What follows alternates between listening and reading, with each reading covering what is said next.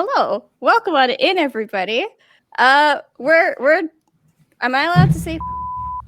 Yeah. Yeah. We're live. Let's go. Yeah. Welcome on in, everybody, for session 1 of season 1 of Into the Darkness. It started out as a one shot. I can see chat just like popping off in the corner of my vision. Thank you all so much for your excitement and your love. That is why we are back. That is why this one shot has now turned into at least a 6-session campaign. So thank you all so much. And also, like, thank you for the hype train on Candace's behalf. So for tonight, bits will be going towards the mods. And if you want to support the cast, we have a Pally link, which I know like Candace's mods also have a Pally link. So if you want to support the show, it is DnD. DnD. There you go. There we go. Thank you. So that is for that's how we are taking care of ourselves, is through that, as well as it's going into our production fund. So hopefully we can get some character art in the future. So that's what we're working towards. But yeah, like alerts don't have sound, as you can probably tell, as well as sound commands won't work just for you. Things are a little bit different tonight. You could probably tell that by the fact that I'm talking instead of Candace. As DM, I'm just kind of taking the reins of the channel tonight. At the very end of the show, Candace is going to take a minute to like go through the activity feed and say thank you to y'all.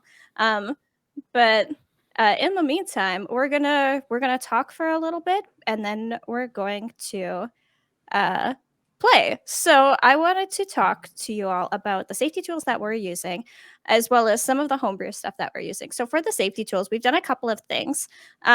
We have done, every player has filled out a consent survey that goes over a bunch of hard topics, and basically asks how everybody feels. And then based on that, we use the lines and veils system. So if people mark things as kind of like a yellow, those topics will appear behind veils if they appear at all. If anybody marks a topic as a red, it will not appear in this game.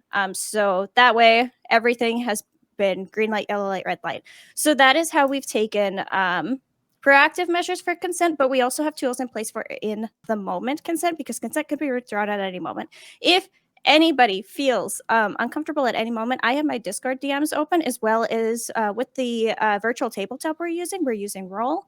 There's a ping so that they can ping me so that I can hear it immediately.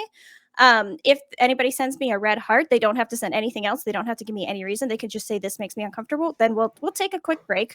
We'll take a stop. I'll check in with them. They don't have to tell me why they're uncomfortable. They can just say like I no longer am consenting to this topic, and then we will start up again. We will retcon the scene that happened and we'll change it. For example, if they were fighting a giant spider and somebody said no, red card, or they can do it live on stream if they're comfortable. This way they just also have a back alley way to do it. People can go X card, and then I'll be like, okay, it's not a spider. It is some other kind of monster that's not a spider. So we have things to be checking in with each other as we go. We'll check in with each other week to week to make sure things are comfortable. So yeah, those are some of the resources that all of the players have options to, for at all times. I'm pretty sure that's all of them. Lines and fails, heart check-in. So yeah, if they send me a yellow heart, that means that they are maybe growing uncomfortable. They don't need it to stop, but they don't want it to go on too much further. The X card, anybody can go like that, and we will stop and check in with each other, as well as the player consent survey. Which were kept anonymous from each other. Obviously, I had to know who they were so I could talk to them about it, but they were kept anonymous from each other. So those are our safety tools. This is a homebrew world, so I don't actually know very much of anything about the Forgotten Realms and canon D&D, because I've always played homebrew. So if you come in and you're like, why do the goblins look like that? Why does this look like this? Why aren't you using this city? I don't play a lot of like the systems. I play homebrew, so things look different, and that's okay. So if you ever have any questions about that, you can tweet at me, talk to me, anything. I'd love to talk homebrew. Some of the rules that looks different, for example, for flanking during combat, that gets a +2 instead of advantage. There's just little things like that. I can't remember all of the homebrew stuff I've used because I've been playing for so long that I can no longer remember what's canon and what's not, but we'll deal with that as it comes up. And then the other thing is we're using a homebrew experience system. So we are using a combination of a goal system combined with a hack that actually one of my friends from a game that I play off stream created that's inspired by Power of the Apocalypse. So the way the goals work is every session, I'm going to ask before we begin what everybody's 3 goals are for the week. And they're going to give me their goals. And then I'm going to mark them for my own records as easy, medium, or hard. I'm not going to tell them because if their goal is, I'm going to make people smile every day. And I'm like, you're actually going into a place where nobody smiles. And then I mark it as deadly. And they're like, why is that deadly? That doesn't make any sense. That's why I don't tell them if it's easy, medium, or difficult, because it kind of gives things away. So, and then at the end of every session, then we go, okay, let's go over our goals. If they made progress on a goal, they get 1 point. If they accomplished an easy goal, they get 1 point. If they accomplished, numbers are hard. Let me just pull this up so I'm not flying by the seat of my pants. If they accomplish a medium goal, they get 3 points, and if they accomplish a hard goal, they get 5 points. For every 5 points of their individual goal XP, they can spend that on team experience. So this is the part that's inspired by Power of the Apocalypse that one of my friend basically converted for use in D&D 5e. And I will share these resources later because it's a little bit hard to understand when you don't have what I have in front of me to be able to read off of. So at the end of every session, as a group, I'm going to ask everybody 4 questions. I'm going to ask, did we learn more about a threatening plot? If they say yes, they get a point. Did we connect with each other as a team? If they say yes, they get a point. Did we overcome a notable monster or enemy? If they say yes, they get a point. And that can be combat, but it can also be negotiation. It could be something else. And then did we learn something new and important about the world? If they say yes to that, they get a point. So up to a total of 4 points. And then that adds to a pool of the team XP. So then you can get a maximum of 4 points for answering yes to all those questions, as well as the character goals that give them points to spend towards team XP. It sounds like a lot of math, but it's actually not too bad. I'll share these resources later for anybody who's curious. And then so for the XP needed to go to the next level, they're starting at level 5. It is 8 plus twice your current level. So currently for them, because they're level 5, which is 10, it's 18 pips are needed to go on to the next level.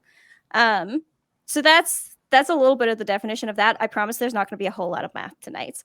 Well, there's going to be a little bit of math. I can't lie. There's going to be a little bit of math.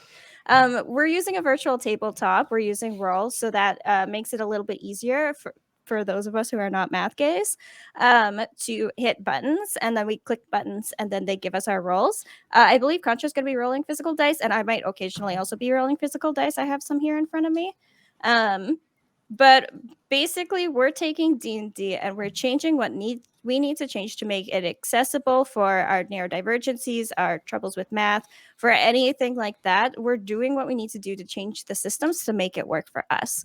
I don't have a lot of criteria for what I think makes a good DM, but I do think a DM should be making a game, first of all, accessible, second of all, safe, and third of all, fun. So that's kind of what the goal is here tonight. So, should we talk about everybody's goals? Yeah. Yeah. Yeah. Would we like to reintroduce characters too, in case anyone missed the one shot? Yeah. So once we start, I'm going to give you each a moment to describe your character. But so we'll do that in a minute. But if you want to say like your name, your character's name, your pronouns, your character's pronouns, and then your 3 goals. Destiny, do you want to start? Sure. So I'm Destiny, or HeyDestineeRea here on Twitch. I use she, they pronouns.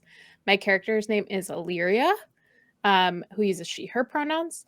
And then my goals are make or appreciate something beautiful every day. Continue following my Deva's guidance. And then my long-term goal is find dad, ? That's what I have. I'm like, I want to say things, but I don't want to spoil things. I love those goals. I'm very excited for those goals. And yeah, we'll dive into what those mean for you maybe in a little bit. Candace, do you want to go next? Hi. Yes, sure. Hi. Hello. My name is Candace, or ThanksInternet, or Internet. I use she, her pronouns, and Meep Wimbella is my character, and Meep uses she, her pronouns as well. Meep is 4 feet tall.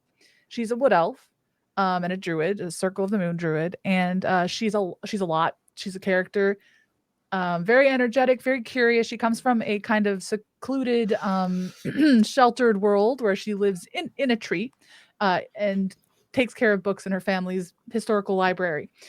She wants to see the world. She wants to meet people. She wants to see the things that she's read about, and her goals. She would like to discover or see some cute, fuzzy, possibly feathery animals. Maybe adopt a pet. She she would like to. The second goal is she'd like to learn something that she's never read about in all the books that she's read. That's one of her biggest goals. And a more long-term goal is she really wants to find the most perfect hat in the entire world.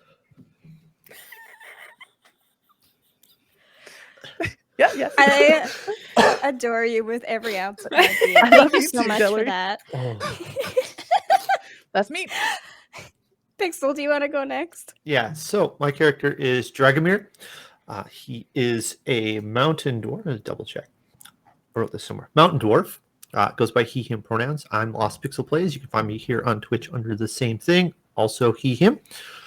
And my 3 goals that I have is to write 1 new story to share during my travels. Dragomir is a traveling person, dragon dwarf.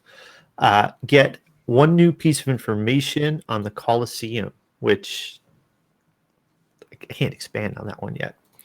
And to help my friend who has sort of asked me to help with something in this area that we're going to. Hell yeah. Cool. Thank you. Thank you for that. Yeah, maybe we'll learn more about that today. And Concho. Hi, my name's Hi. ConchoDreamer. You can find me on all social medias. I lucked out. I have like the best fucking name because you can find me on all social medias under the same name, and it's amazing. I use he, him pronouns. I am playing Fel Oliseo, but you might know him as Daddy Fel, who is also he, him. He is a 7'8", 300-pound Furbolg barbarian, and everybody thirst for him. It gives me life. It gives me so much life. It's Daddy Fell. Hashtag Daddy Um, Phil. Goals Oh my wise, one of the goals is to find the elusive Australian red leaf. Del, what that is, I don't know, but let's fucking find out. I was like, did I name that? Nope. You told me to come up with a goal, so I just made some shit up. So there Love you it. go, Perfect. GM. Amazing. Thank you so much. Second goal is to learn to trust others. And then the one of the long-term goals is to find the shiniest object for Meep. Oh, my god. Oh. Maybe it's the hat. I don't know. Meep is losing it. You don't know this, Meep.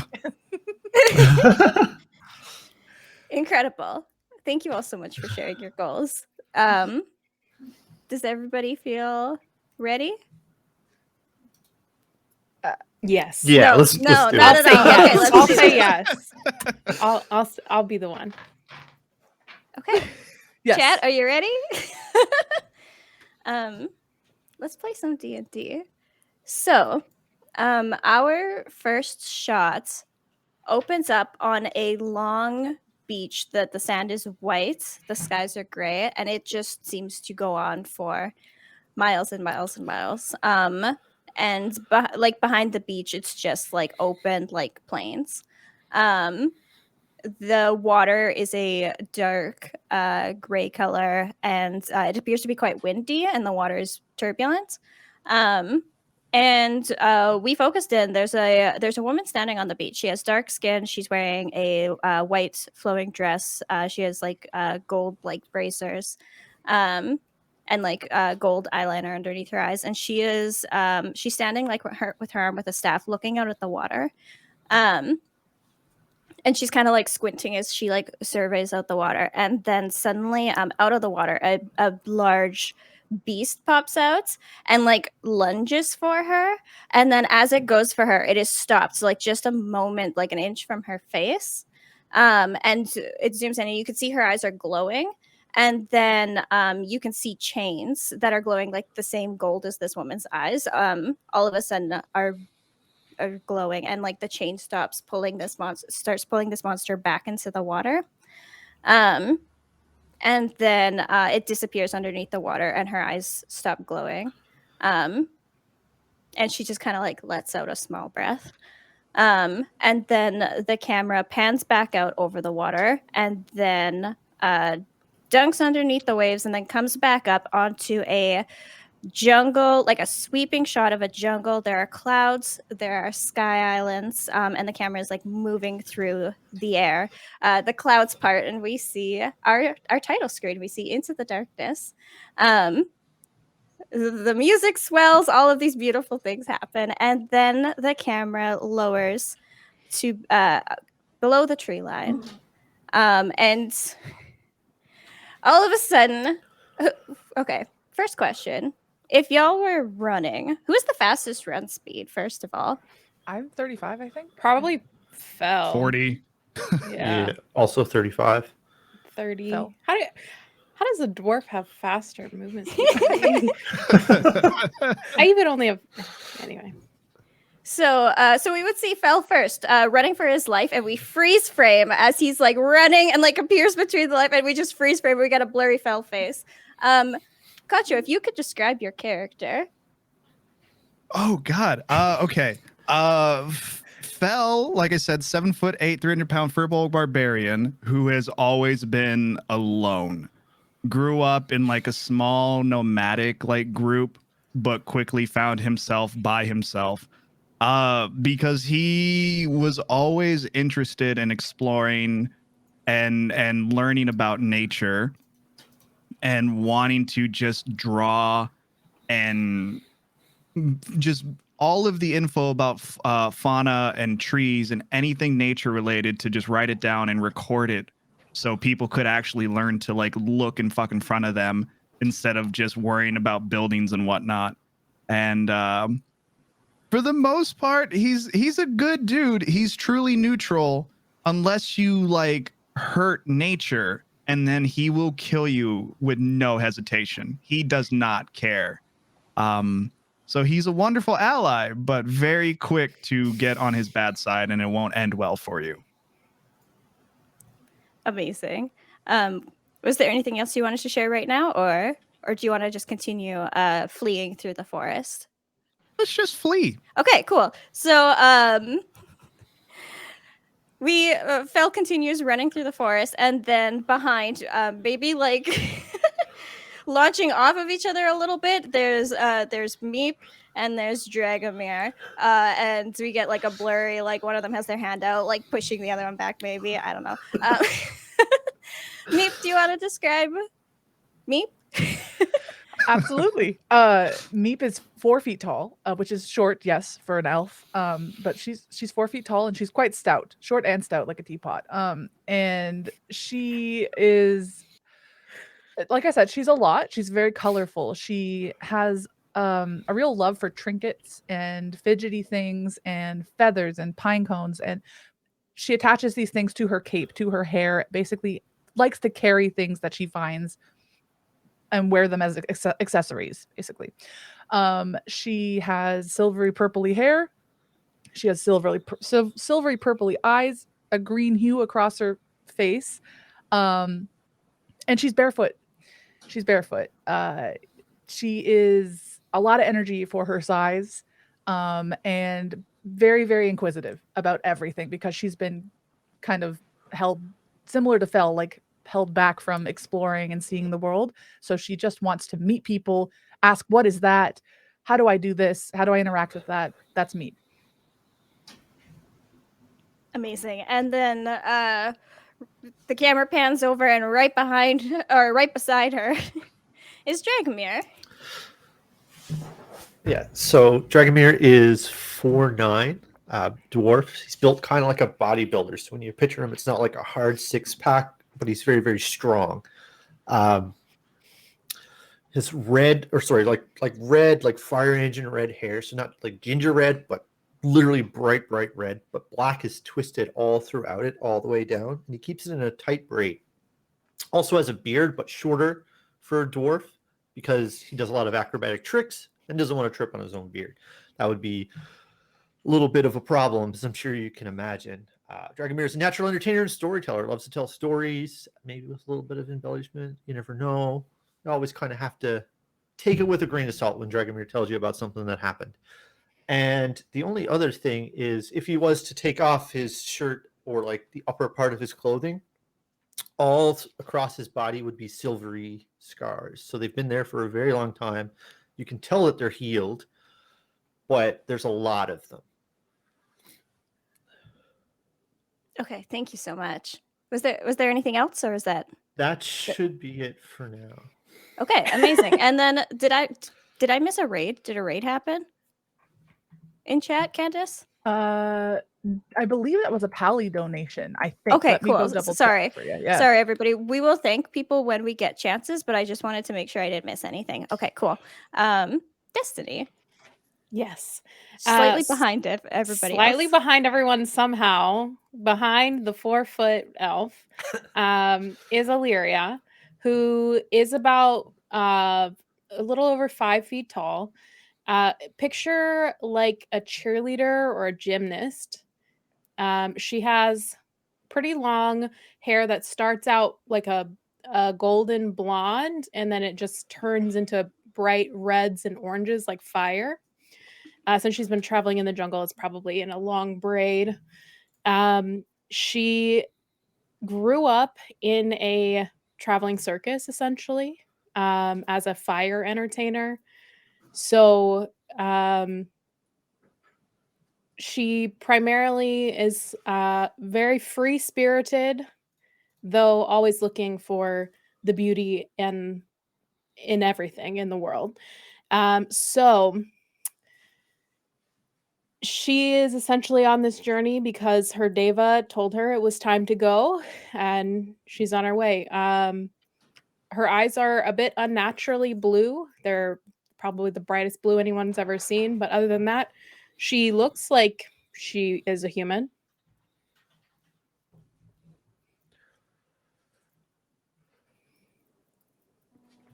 Okay. Thank you so much. Sorry, we're just doing some behind the scenes stuff for a quick minute right here. Thank you for describing Illyria. And so the freeze frames that were happening, everything goes back to regular time. So we see our party running and crashing through the jungle. And then the camera turns and we see a Tyrannosaurus Rex chasing them through the jungle. What now? So now we understand why they're Oh, what? So now we understand why they are sprinting for their lives. So the team is running as fast as they can, crashing through. We can barely hear the sounds of them crashing through the jungle, though, because the T-Rex is quite a bit louder. And we hear it roaring. And then all four of you, at the same moment, do you know that feeling when you're laying in the bed and you're trying to fall asleep and all of a sudden it feels like you've fallen over and it like startles you and you wake up? mm-hmm. Yeah. Constantly. Yeah. So all of you, as you're running, you feel yourself fall. You feel everything go dark. You feel that feeling of like falling. And then all of you, you wake up in a plane. You were in a jungle, just so we're on the same page. And you're all laying in a field. It is twilight. And the sky is filled with bright shining lights. The dinosaur's gone. I've heard about these. I read about these. I read about these one time. Do you know what these are? Are we sleeping in the same room? We're together, right? Sorry, what was your question, Destiny? Are we sleeping in the same room? It's not a room. You're literally in the middle of a field. Oh, just we're in in a circle. Okay. Fel would probably like just start pulling out a book and just furiously flipping to try to see if he's like drawn anything like this. Meep's really excited because she's read about these bright lights in the sky, and she didn't think that they were real. She didn't think that she would ever come across them. So she's just on her back, like just looking at them, trying to find different ones, and just basically yelling, "I've read about these." What do you mean you've read about these, Meep? Fel, I've read about them. They're these big gas giants, big balls of light in the sky. I forget what they call them, like Lars, Fars, Tar, stars. Pen out, just empty page, just starting to draw. Meep, I need you to tell me everything that you know at this exact moment. I know there's gas. I know that there's fire and there's light, and I know there are big ones and there are little ones and they're hot. But they're not supposed to be real. Apparently they're not real. It's not a thing. Like this, I didn't think I'd ever see this. Oh, I suppose I should ask. We're all here, right? Is everyone okay? Yeah. Can you reach those, Fel? Like, you're the tallest. How close are they? I don't think I can reach them. So they're not a close. They're so small. Meep, how have you heard about these? I read about them in the library, but I thought it was just speculation. I didn't think that they were actually real. And I don't think they look small, but I think they're actually really big, Dragomir. Big? What do you mean they're really big? They're really They don't far look very away. big. At least that's what they said. But I'm still amazed that we're even seeing this.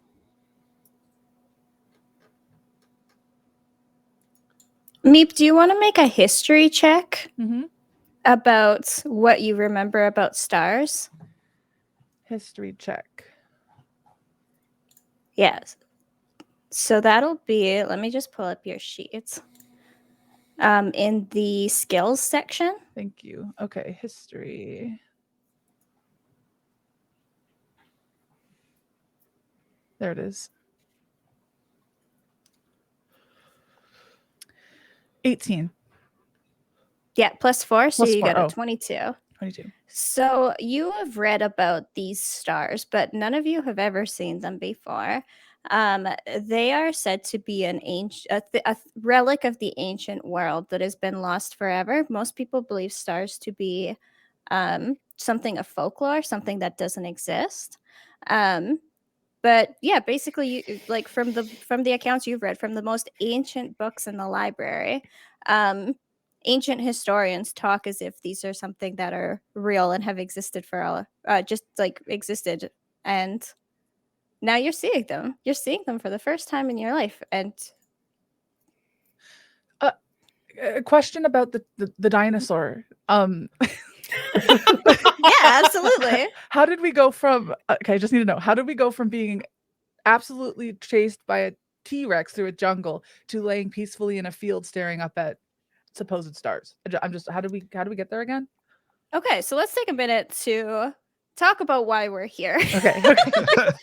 So, you all, the last we saw our adventurers, they had acquired an airship that could be turned very small and put into a bottle and could be basically you could like attune with it and steer the ship without a captain. Like you don't need a crew. Basically, I believe Dragomir attuned to this ship, and y'all decided to go on adventures together. And then while you were all adventuring, Dragomir got a message from their friend Keswick, who was basically like, hey, can you please come, if you have the time, if you could come to Anira's gate. There have been monsters pushing forth from the south, and we need as many adventurers as we can to come and help. You all may have had your own reasons for deciding to do this. Maybe Dragomir persuaded you. Maybe something inside of you just told you wanted to go. Maybe you thought about all of those flowers getting trampled by these monsters, and you just realized you needed to be here. So you came to the jungle to help fight monsters and protect the town. Unfortunately, you found a Tyrannosaurus Rex. and you began running away from the Tyrannosaurus Rex. As you were running away, something happened, and clearly you were somewhere else now. So maybe you fell through a portal, maybe somebody cast magic on you, maybe there's a weird trap in the ground that led to a different plane. Who's to say, really? But basically, now you're in a twilight area in a field, underneath a sky covered in stars. Del, is feeling the ground around us, does it feel just like normal ground, or does it feel different than what we would be used to? Trying to decide if this is a roll or if this is just something I can tell you. I think it just feels like ground. Like if you've been to plains before, it feels like plains. It depends. Like if you're asking me if it's the same kind of wheat as if it's in other places, it seems very normal, other than the sky. And the fact it's a different time of day than it was when you were being chased by a dinosaur. Is there any noise that's happening, or is it just like quiet? Make a perception check, and anybody who would like to is welcome to perceive. I would like First to. roll. Perception. So yeah, that'll be underneath your skills. Okay, so Illyria got a 17. Meep got a 35. No, that's not right. No. Oh, What the yeah, fuck? sorry. You have to make You sure. You have to hit clear You- first. That was like, yeah. that's You 35 is a actually- lot. You got a 25. Okay. All right. Meep got a 25. Dragomir got a 3. Oh, I see Meep, you rolled again. I just took the Ignored first that, roll out yeah. of the two. Yeah. Cool. Did Fel I got a 24. 24. Okay. So, everybody except Dragomir, as you're looking around and trying to figure out what's going on, you can see the wheat is moving as if something shorter than the wheat is running through it and appears to be coming closer to you. Fel would probably like pull out like his glaive weapon and point it out to everybody. Okay. We might have company. I don't even know where we are, so it could be any kind of company. What if it's good company? I forget you're very trusting of people. Yeah, of course. Can I pick up Meep and like hold her up and see if she sees like what's running through the grass? Meep, are you okay with that? Yeah. Yeah. Okay. Meep, what do you see? So Meep, you actually see the exact same that Fel would see because you're now at the same height as him, which for you is very exciting. It's like 3 feet higher than you're used to. But you pretty much see the same thing he does. Okay. I see a lot of trees. I see a lot of grass. I see a lot of trees. Okay. This is what the top Oop. of your head looks like. Hi, Daryl. Hi, Meryl. I appreciate that. So Okay. with Fel calling out where somewhere could be running towards us, you just kind of see Dragomir turn and get ready. So like he hasn't readied up his weapon, or he's not going to attack anyone, but he's got that sort of pose about him where if shit goes down, he's ready to like get into it, but can Yeah. relax out of it very quickly if it's just somebody nice. Okay. Who in the group speaks Dwarven? I would hope the I think I dwarf. do. I don't know, but I'm gonna check. Very bad time to take a sip of my coffee. That would be me. It's like when the waitress comes by. How's your food? Yeah, Right after you very. take a bite. Yeah. Del, where can I check that? That skills? should be in. I think we put in your features and traits. Features Languages. and traits. Yeah, Common, don't speak- Druidic, Elvish, Primordial, I don't. Sylvan. No. So Wow, that's a lot of unfortunately, the only languages. person who speaks Dwarvish rolled the lowest on perception. Unfortunately. So it's a bad day to be Dragomir. The rest of you hear like a little bit of something, but you can't make out like words or anything. Whatever was running through the fields seemed to have stopped about 40 feet away, maybe. Does Dwarvish sound a little angry? Like an angry language? What do you think, Dragomir? What does Dwarven sound like? Dwarvish? I mean, probably like Like in my like mind, German little to like an little English German, speaker? yeah, kind of a Okay. little German to an English speaker is exactly where my head was. Okay. I don't understand, but I've been exposed to a lot of different people having worked in the circus. So I'll be like, but they sound kind of angry, but it could also just be dwarvish. Are we about to make new friends? I hope so.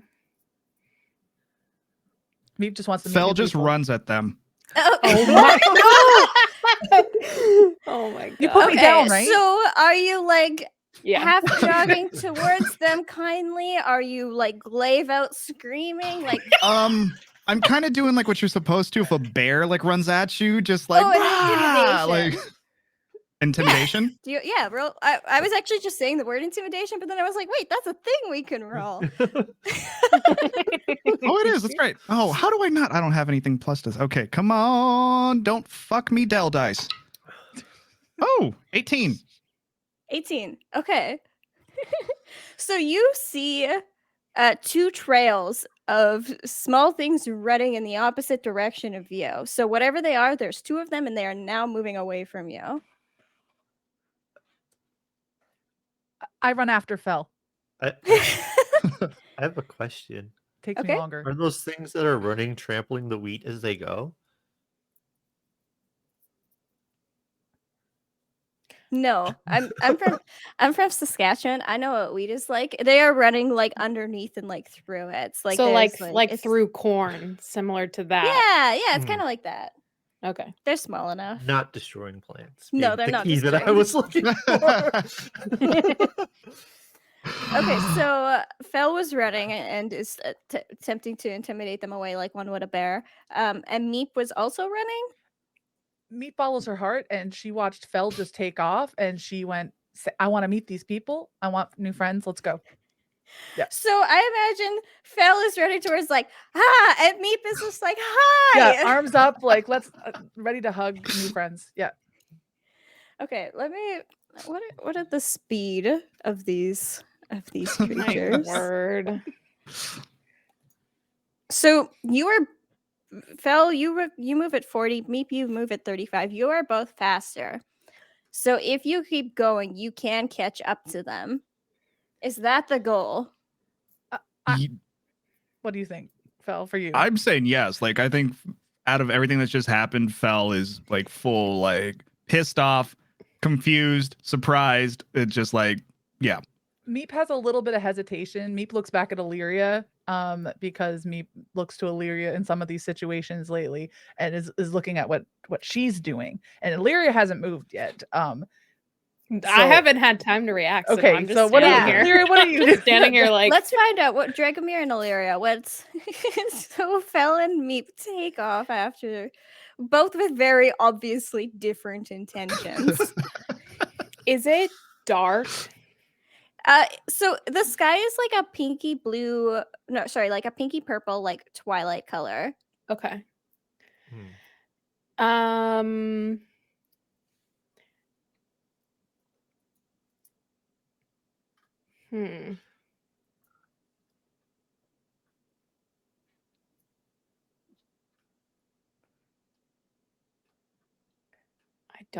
I mean, I'm just gonna stay put for now, unless Dragomir is doing something. Partially out of fear of being too hasty and doing what Fel's doing right now. Well, Yeah, what's Dragomir's plan? I see those two take off, but I'm still a little fascinated by all of these stars that I've seen that apparently are stars. And Dragomir is thinking this is a grand story to write. We just teleported halfway somewhere, and there's these magic circles that I don't know what they are, that a very small random elf told me about. And I don't even need to embellish that story to make it really, really good. I can just write it as it is. So he's pulling out his backpack to like get his book going, especially looking at Illyria, and she's not panicked. So it's just like, let's They'll come back to us if they need some help. Okay, I feel like this is a very good snapshot of the group. Like, there's something weird running through the flowers. Fel's trying to scare them off. Meep's trying to make friends. Dragomir's just like, I'm gonna chill, and Alira's just like, yeah, they got this. Cool. I love this. Amazing. I do have a question. Are they yeah. are the two figures still within like 20 feet of each other? Yeah. And within 60 feet of me? Yes. Can I cast Fairy Fire? Yes. So will that harm So this them? doesn't do any damage or Okay, anything. okay, No, okay, it won't harm them. I don't know. Maybe This will help Dragomir see them. Since I don't know if he's perceived them yet, really. Okay. So it is a dex save. Okay. Sounds good. Let me grab my creatures. Dexterity save. At DC 15. I mean, best case, we catch them. We don't like them. We can eat them. Oh my god. So one of them got a 5. And the second one got a 12, so both of them fail. Okay. So what does your the fairy fire look like? So my fairy fire would probably be like a blue color. Because it's the color that reminds me of like my mom. So and so it would just be like a blue glowing, maybe like the color of your light still behind you. Like that. Oh, that's a nice So color. basically any creature in the area when the spell's cast is now outlined in that blue light. Okay. So you can certainly see them now, Dragomir. And then for the duration, objects and affected creatures shed dim light in a 10-foot radius. And technically, if it comes to fighting, we would have advantage against them while they have the light on them. Okay. And they sounds cannot good. they can also not go invisible. Okay. Cool. Illyria, you're amazing. So you can now see the outline of two. They're about 2 feet tall each. They're very stout. They appear to have like goat legs and like very full heads of hair. So the top of them with the outline would be quite blurry because of all of the hair that they have. And both of them also seem to have like they each have like a rope kind of twirling around them. They're still running away though.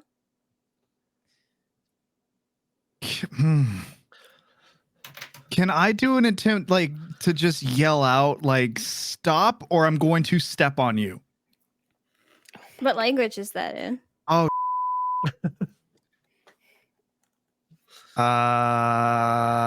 Never mind. You can still yell it. It's just Are they looking at us? no, they're running away because Fel is going ha as he chases after them.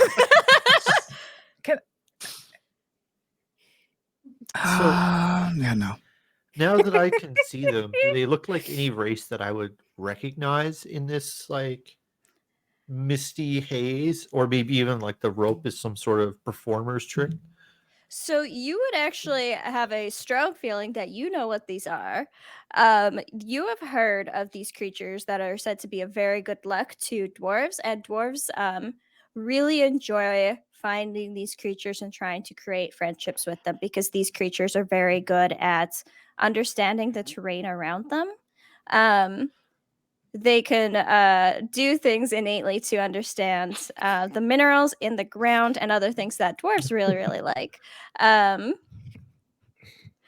You would also know that some people try to capture them for their magic hair, which is said to be an incredible tool. But you also know that these things will fight to not have their hair cut, because they don't like that. They don't like that very much. But yeah, you've heard of these. So can I yell at our friends to stop chasing them, and then yell to the things in Dwarvish? Like, so basically, I would yell out to Meep and Fel and say, "Oh, that's what you're chasing! Stop! These are good luck. Hold on, wait!" And then yell in Dwarvish to them to see if they'll come back and talk to us. Like, I'm charismatic, I'm friendly. Yeah, what are you saying in Dwarvish to the creatures? I'm just going to yell and tell them we don't know where we are and that we don't want to hurt them and we just want help figuring out where we are. Okay. Do you want to make a persuasion check? Persuasion. Come on, Dragomir. I think that And in the meantime, thank you, Gold Gas Gaming, for the pally tip, as well as I missed one earlier, Chaos Incarnate. Thank you for the pally tip.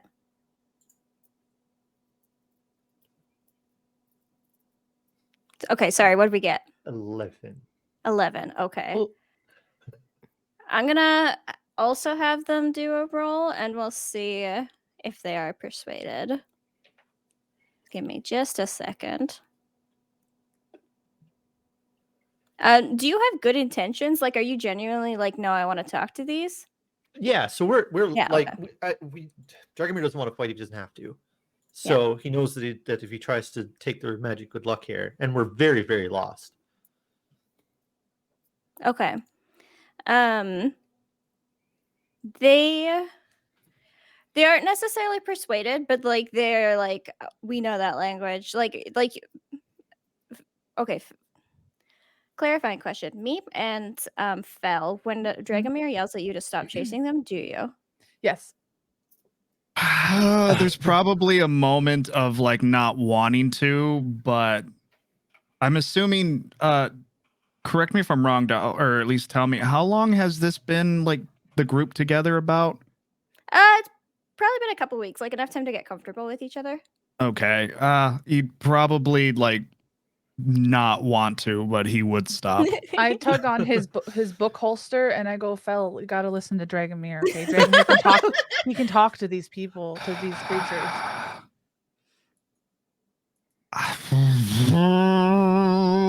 on, like- and then Fel just sits. It could be friends. Just flops. Yep. And he's the same height as me, just sitting. Anger so Just much that crisscross just like applesauce, boop, or? Yep. Crisscross applesauce and just staring at, because you can still see the outline of them. Del, I have Yeah, a we'll be able to question. see them for a minute. So Okay, what's your question? Me. Could I use charm person on them? I'm gonna give you some information, and then you can decide if you would like to do that. So when Dragomir yells out in Dwarvish, what was it? Sorry, like stop, like Stop. We're lost. We're looking for help, and we just want to know our way around wherever we are because we don't know how we got here. Mm-hmm. Okay, so when Fel and Meep stop giving chase, and when Dragomir yells that, like the two creatures, they stop. They move a little bit closer to each other, but they stop running away. But they don't move any closer. There's like a pause moment. Do you want to cast Charm Person? Can I very gingerly tiptoe my way towards them and see how they react to that? Would you like to roll stealth? Yes. Okay. Let's do that. In the meantime, is Dragomir still talking to them? So I've seen them stop, and I imagine I know they're very timid because the hair cutting thing. Do I know anything about if they like music or songs or how they could be like attracted closer in a friendly way? Past like what you initially know, you know that they're, people have different personality traits, right? Like some people like music and some people don't. So as far as you're aware, they would be Okay, so the same. Yeah. Yeah. So, he would just kind of still be talking to them, just asking for a little bit of help, mentioning that the very large thing that was chasing them has now stopped and that it's okay. Okay. And just sort of trying to like make a rapport of some sort. Yeah, absolutely. And so while you're trying to build rapport, Meep is sneaking closer to them. Tiptoeing. I rolled. Yeah. Okay, so you got an 11. 11. Yeah. I'm bonus. just gonna no bonus. Okay. Mhm. I feel like Fel would What? like be trying to reach for me. Like, just fucking no. She just slips be out of friends. your fingertips. You do not make friends friends by sneaking up on them. You don't know. You're right. Okay, keep going. You're right, I don't know. Okay, Oh I'm my gonna. God. What's their passive perception? Let's take a look here. Because they're currently like listening. But they can't understand us. Perception. They can understand me, and that's Only like, you. Okay. yeah, Um, maybe we don't know. We just know So that they far. were speaking Dwarvish. Okay. So they stop and they're listening, and then Meep starts creeping closer. We get a shot of like Fel trying to grab her, but she slips through and keeps sneaking forward. But then Meep, you step down onto the ground like slowly and gingerly, and both of them just like take off again in the other direction. Okay. Can I now use charm person? Or is it too late? Is it too late? If you That was would my like to, backup. you are absolutely welcome. Okay. Wait, hold on. Before I do that, you don't know this because you're new to D&D, but your character would know this because you're an elf. Actually, would you know this? You don't know this, actually. No, sorry. Go ahead. Go ahead. Ooh, Can I Sorry use about charm? that. Can I use charm person? You could, yeah. Is there a bad So, outcome that's gonna You happen? can certainly try. Okay. so, what does charm person look like when you cast it? It looks like hearts. It looks like a lot of really cute pink hearts with like gold little sparkles. It's like you know, Oh my like God. like a Chansey attack in Pokemon, like just hearts and pink and swirls and Mhm. glittery. Yeah, so you do that, and nothing happens, and Ah, you hear shit. angry dwarvish yelling Oh, from the one that you targeted, Oh, and they damn. continue running away. Dragomir, after you, I back up right back to where Fel was and just kind of cower behind him. So how did that go? Sometimes it works, Fel. Just a little pat on the head. Next time. You'll get it So- next time. Now that we're not like panicked and they're sort of running, but we have a second, I turn to like the group and let them know that what these creatures are, what I remember about them, how they know the lay of the land, and that you're not supposed to try and cut their hair, and that they might be able to help us figure out how we just got here if we stop scaring them away. Cool. So do you share that opinion with the group? Well, that's what I mean. Like, Yeah. when they started running away, and I heard what they said, and I'm not going to repeat it because that's too Yeah, foul to say, absolutely. basically. And so I tell the group that, like, explain to them what they are and let them know that we need to stop scaring them away because they might actually be helpful in figuring out how we just got here. Because in case you don't remember, we were running from a big T-Rex like 30 seconds ago. Mhm. Dragomir, you would know that these are fey creatures. And it's like relatively common knowledge that charm person and charming effects generally don't work on fey. So that is also something that you could share with the class, is that you're dealing with a fey creature. Yeah, so but basically I want to tell them everything I know about it so that Okay. they can be educated, because I'm sort of thinking Dragomir would be thinking at this moment, like, we just teleported, like we have no idea. We were not here Yeah. a moment ago. Friends are and better than enemies right now now. there's these like things that I know are guides and know the lay of the land and know where things are that exist kind of near us. If we could stop pissing them off, that might help us out. So I'm sort of like driving that point home to the group kind of Yeah. quickly because we want to start hopefully catching up to them in a friendly Hey. way. If they're Fae, don't you know Sylvan, Meep? Do I know? Don't you know how to Sylvan? speak Sylvan? I don't think I do. Let me check. Just a Skills. giant hand. I do. Okay. I- Now we're But getting I I do. don't- I somewhere. do too. We both do. Yep. We said Faye, so I'm out. Oh. No. Nope. Someone else takes Why? the lead. You don't. You don't- I have heard too many horrific stories about Oh, fey yeah. creatures that Okay. I'm not dealing with this. If they ask for your name, don't give it to them. Meep. really? Also, they may sometimes ask Yes. for a piece of string. Don't do that because I've heard tales that they mistake string for like spines and like you just Ew. crumble to the ground. Do they That could be made up because that was kind of a bar tale, but I wouldn't be surprised with Faye. do they like gifts though? Like offerings? Yes, shinies.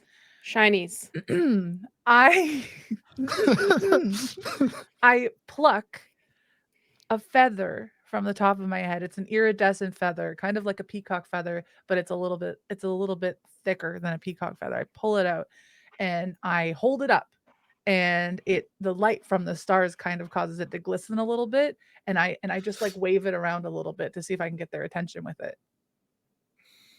Okay, what's everybody else doing in the meantime? I am. Hold on, let me look at this spell.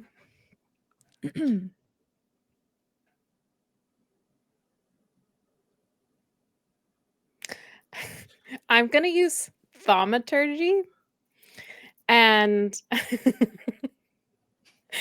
I'm going to make like magical girl sounds around this feather to like attract them to this offering. Teamwork. Let's go, Illyria. So like sparkle sounds and stuff like that.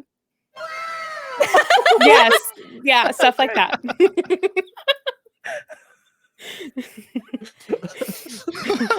Incredible. Incredible. Beautiful. And then yeah, that's what I'm gonna do for now. Cool. So there's a glistening feather. Fel, is there anything you want to do, or are you just like standing and waiting now? No, Fel is now sitting behind everybody. Oh, Like, okay. It's just like, I don't know about this is fair. No. They're not really seeing my feather really well, so I asked Fel, can you give me a boost again to get a little higher up so they can see me?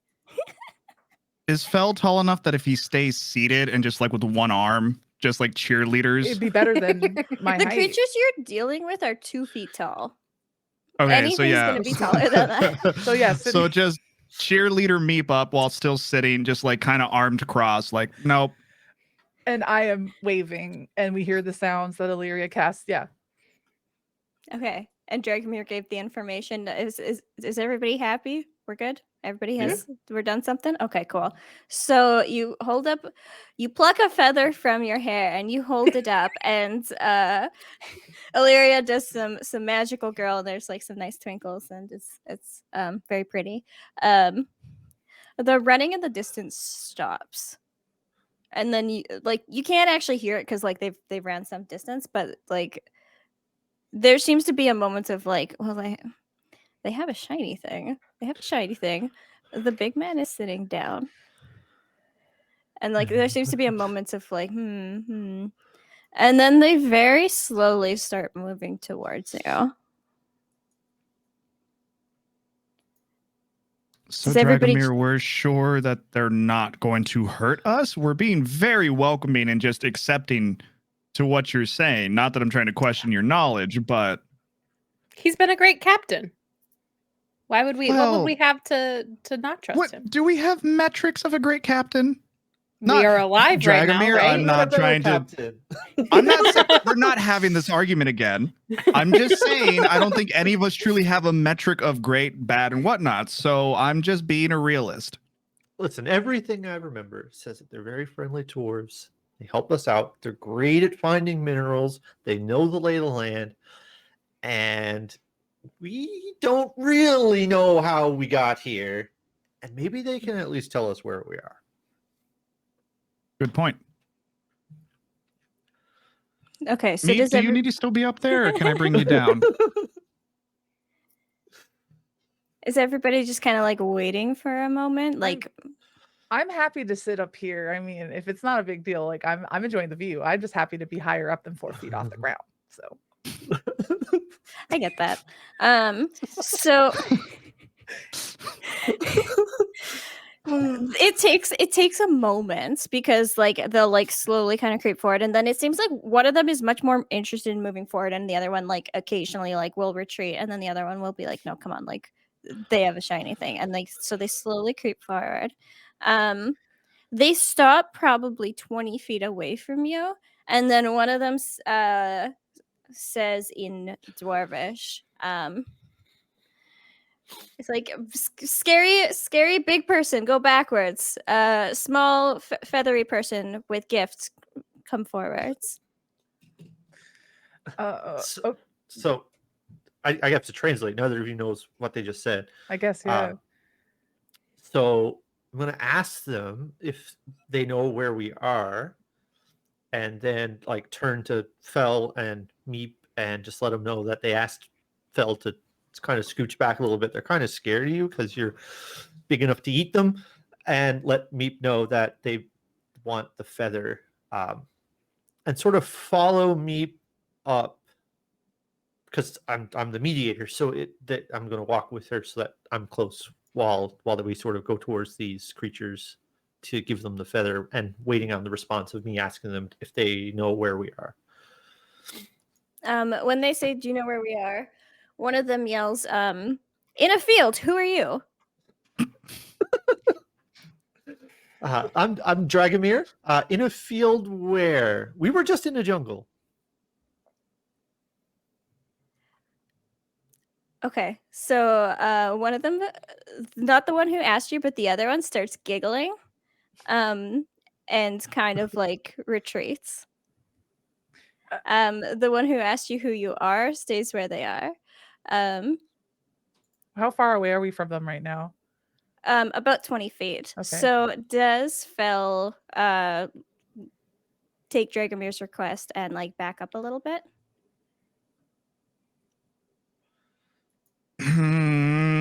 Yes, probably what Fel would do is actually pull out, like trying to keep it hidden as much as possible, even though they're probably massive.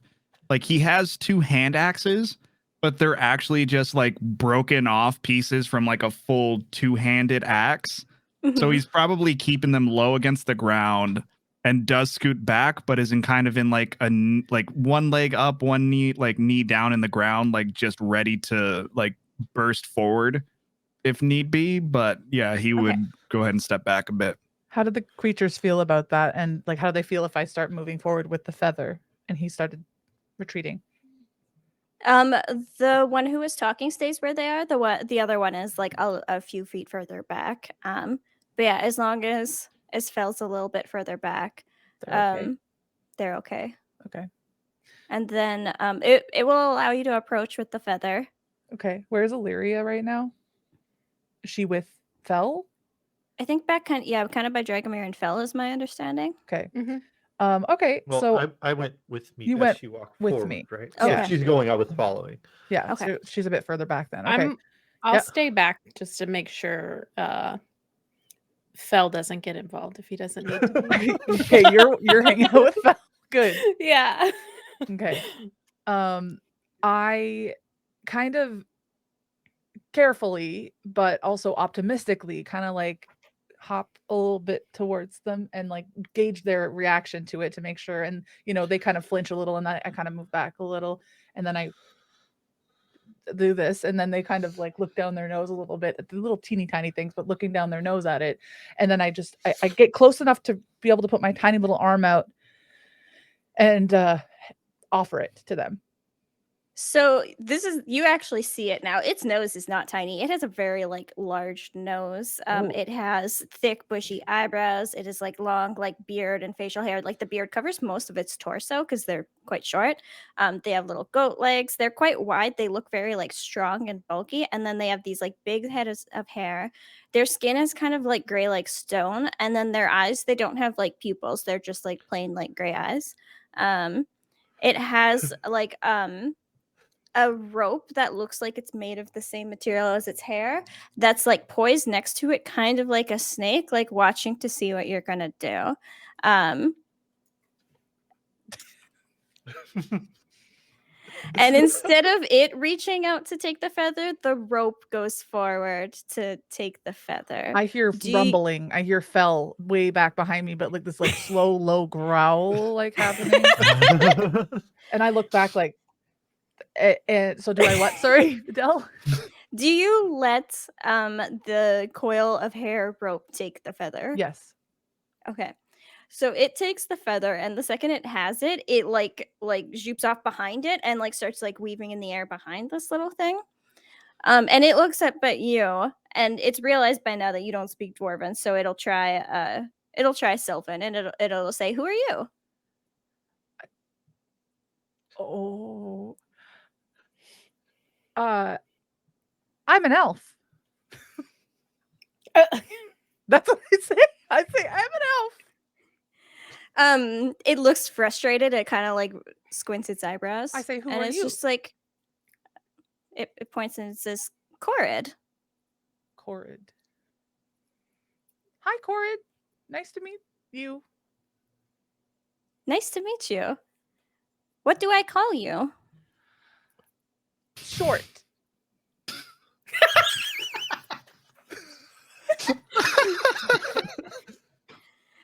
It looks confused and it says short. And it says, "No. What do I call you?" Dragomir. I have no idea what you're talking about. I don't speak that language. Dragomir, I don't it's either. asking my I've name. been. Oh, right. It's asking me for my name. We're not supposed to give it the names. How, Or- how, okay, Short. how did it Right. ask? How did it ask? Did it say, "Can I have your name?" Or how did it ask? With Meep, it said, "Who are you?" With Dragomir, Who are you? I think it was, "Who are you?" Yeah. Yeah. I think So- if they're asking, "What can I call you?" that should be okay. Okay. If they ask, "Can I have your name?" So it should be That's okay a for me to different story. say my name to them. If You they're just So, asking, can't give like- it. Just don't give it to them. what do you You mean? know what I mean? Like if he says, "Can I have your name?" Oh, can I have it? Okay, like possessive. Okay. Yes. Yes. In that case, I go, So, yep. just to be clear, we're 20-ish feet apart, so we're actually yelling this information back. and Are we forth. that far? You were 20-ish feet away. You moved closer. No, but Alira didn't. Between the group, yeah. Illyria and Fel So are further back. when we're checking with Alira on the context of what to do about the name, because I don't know and Meep doesn't know, we're literally just yelling back. Like Is yelling that- back I've at heard them. lots of fairy tales in my time in the circus. Okay, so Illyria does give the go ahead. Like you can say what to call you, but don't say you can you can have this. Okay, Say, "You may call me blah blah blah. gotcha. In that You may case, call me Meep." I kind of they're 2 feet tall and I'm 4 feet tall, right? So I kind of squat down a little bit and like get a little closer to their eye level, and I go, "You can call me Meep." And it like nods and it goes Meep. And like you could it doesn't try to hide it. It looks disappointed, but it's like, "Yeah, okay. You can call me Meep." And it like repeats that Okay. and like sighs. And then it like holds up the feather, like, "Thank you," and then turns away and starts leaving. I call out to it gently. Wait. So you said we're in a field. Dragomir asked this dwarf here asked, "Where is this field?" Next to the forest. Right. Oh, dear What's God. next to the forest? A river. Okay. Uh, where does the Love river the lead Fae. to? Down the stream. Thank you. I turn around looking really confused and defeated and just do a shrug. So I just want to call out to it and ask what continent we're on, since Meep seems very, very confused about what was happening, and ask if we can get some directions. Like, is there a town nearby? Just any information about the land. So, like, is there a town nearby? What continent are we on? Sort of that line of questioning. Yeah, it looks at you like, "Don't you know what's going on?" Like it kind of like pauses. It's like it gives you a very condescending look. And it goes, "We're in the Hags realm." Hex? Hag, Hag. Do I know what that is? You know that a hag is like a magical fae creature. Okay. They're not. Oh, we can't understand this anyway. Never mind. This is just So- for my notes. I want to ask them if they brought us here or if their friend brought us here. It goes, ew, no. We were just walking along and we saw you.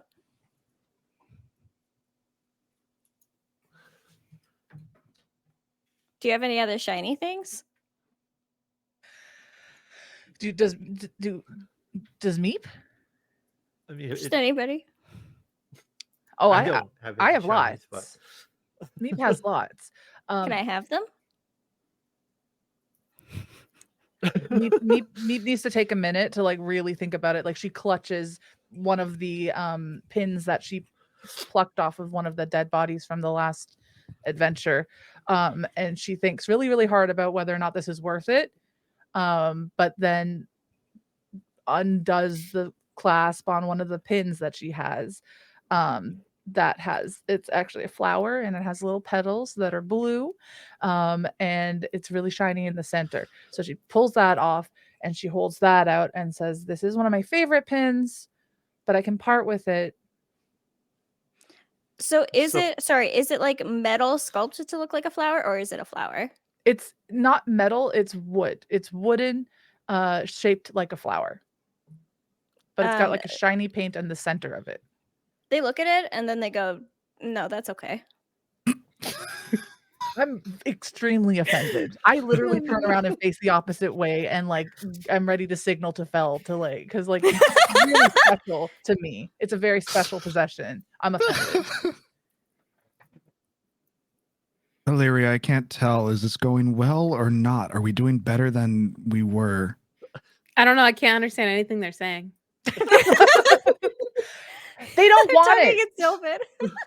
They don't want what? They don't want my pin. I offered them another pin, and these are my special pins. That's my favorite one. And they said, Did you offer the flower pin? the flower The pin. one with like the metal shiny in the middle. They said it wasn't good enough for them. Do you have anything shiny? It wasn't good enough for that. Oh, Wait. Fel probably stands up at that point. Like, I have a question though. Why do they want? Why are you giving them something else? I was Do trying they know how to help. get us out of here, or? Meep is just honestly like wanting to help people, meet people, make friends. And when someone asked if we had something shiny, she was like, I want this person to like me. So that's, unless there's something So- else Fel has in mind. at this point during this conversation, while they're like talking about specifically the flower pin and Fel is getting pissed off, I'm thinking Illyria knew a little bit about some Fae stuff about the name and stuff, and I just want to share with her that we're in the Hags realm, and that I know that it's a Fae area, but maybe she knows a little more. Do I know stories about hags and hags realms? It would be very similar to like what we're familiar with, like the idea of like not giving Fae a name. And hags are often like the seventh born of a seventh born. That's often how they become magical. For them, they have like little like, they're not truly like other realms. They're just little like pocket things. So you could assume that you're somehow in a small pocket realm that belongs to a very powerful hag. Okay. So we got sucked here somehow. Maybe the hag was trying to protect us, or just kill us. Probably kill us. Those are two very But why different- save us from a T-Rex, though? That's the thing.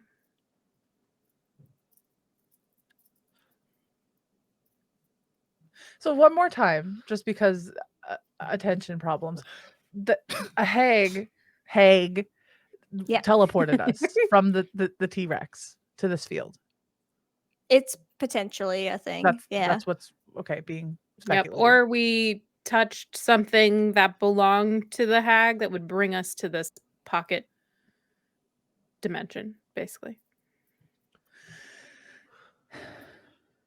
What are the Fae creatures doing right now?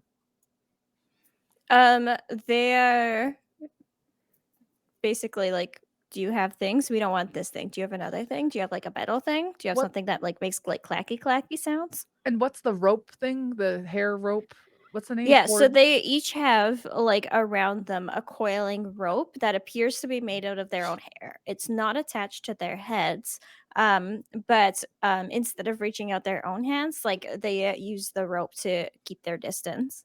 Um, And the rope's and yeah, alive. the rope like coils through the air. They seem to have control over it. Okay. Del, would we have been close enough to hear the Sylvan or no? Yeah, I'd say you could have heard the Sylvan. Okay.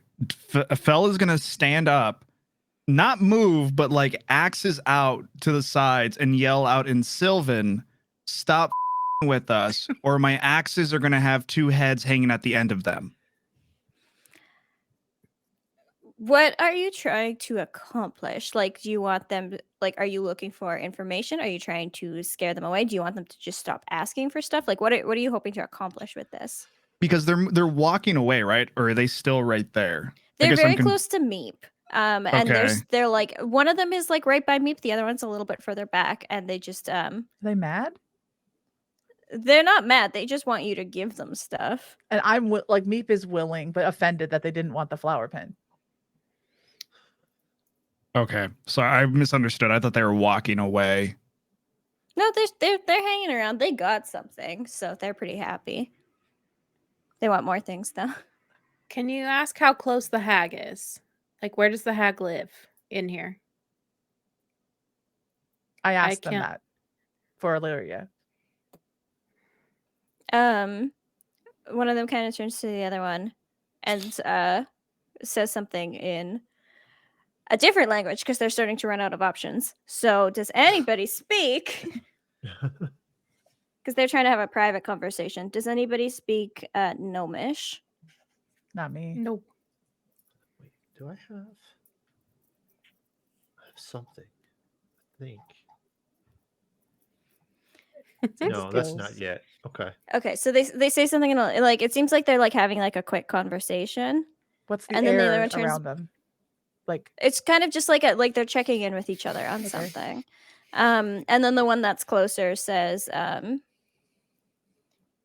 give us a clicky clacky shiny thing, and we'll tell you where the hag lives. well, because I'm Meep, I reach my hand into my very large cloak, which has a few pockets around it, big pockets, because I like to pick up things. And I pull out kind of two shells that look like castanets, the way that they're kind of like connected with each other with a piece of like string. And they're like abalone shells, like same kind of thing. Meep like shiny. They're iridescent. And I clack them like a little castanet together. And like there's a moment where I'm thinking, do I really want to do this? Same thing with the pin, but I have a lot of things. I have other clacky things, and I give them the shells. Mhm. I offer them the shells. So yeah, like the hair rope coil like reaches out and takes it, and like it kind of like holds it up, and like the little creature like looks at it, like the way it reflects in the light, and kind of like taps it together like that and listens, and like you can see them go ooh, and like keep like flicking it a couple times, and then like put it like deep in like a pocket like underneath its beard, and then like smooth out its beard, and then it clears its throat and it says, "It lives across the river in the forest." And we're still in Sylvan, right? So I have no idea what's happening. So I translate. Is Vel close enough to hear still? Yeah, I I'd say- started I'd walking towards at this point. Okay. Just I don't know if Fel I don't running know. with axes is working. Yeah. I look at Fel and we both make eye contact, like, and I say, it lives across the river in the forest, and wait for instruction from either Illyria or Dragomir or Fel. Across the river in the forest. That answers all our questions, doesn't it? Okay, maybe ask them if there's a way out of the hag's realm. Okay. I look at them and I say, is there a way we can leave this realm? They hold out their hand. They still want things I'll from give us. them 2 copper pieces. they do like the same like clicking and then like pocketing and then like adjusting their pants and then smoothing their beard and going, we don't know. That's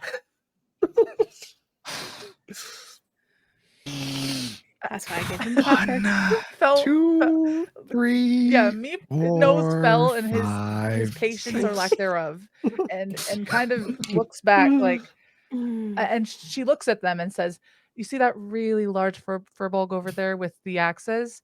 I actually kind of threaten a little bit. I say I think it's in all of our best interest to maybe give us a little bit of a hint how we can leave this realm, because you don't want to see him at full fury."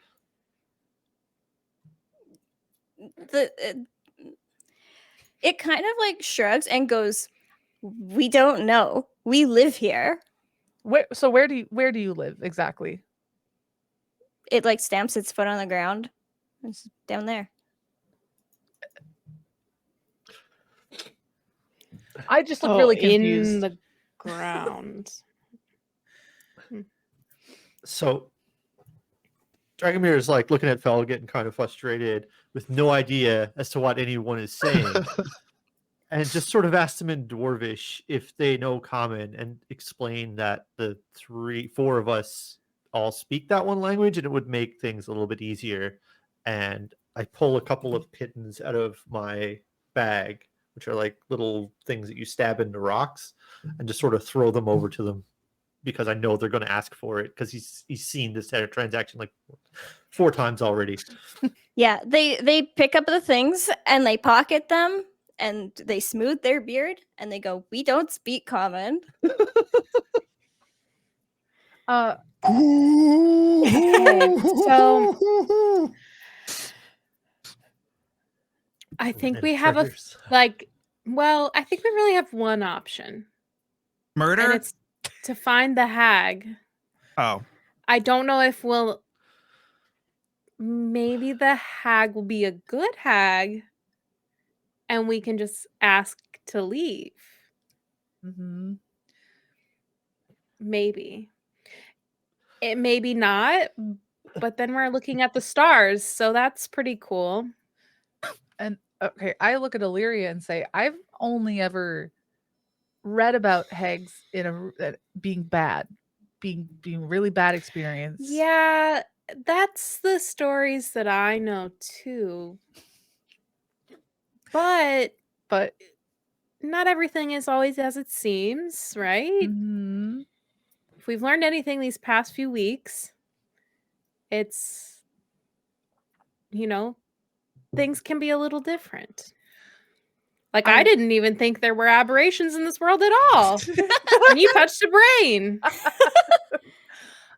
I turn to my 3 friends, now friends, and say, to the hag's house? Can we ask They them look to at you take like us to the hag? Yeah, they look at you like you're speaking a different language because they're like, we don't want to go there. Oh, sorry, I rolled. If I clicked else on the are we roll gonna button. do? No, don't worry. I'm not secretly rolling for anything. I just clicked the wrong button. Stab dead. Whoops. I mean, we could attack Hmm. them for no reason, or we could go look for this hag. I mean, to they see. don't seem to know anything, so we don't need to make enemies with these little guys. They're just trying to. Yeah, they're Rob looking us. like they're getting ready to leave. Okay. They have pockets full of stuff. They got a ton of It's stuff. lucrative Yeah. for them. Yeah.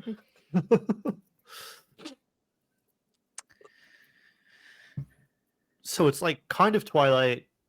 We're all confused with no idea what we're supposed to do, except for the vague notion that we're supposed to get a hag. Do we have any sort of indication if it feels like time is passing, if it's going to like start getting dark soon? Maybe we should make a camp. Okay, so I think the conversation with these creatures are over. So if there's no other questions, they're going to leave. Yeah. Okay. So they take off and we actually get a shot of like a camera panning up on the field. The sky is the exact same color. It hasn't changed time of day at all.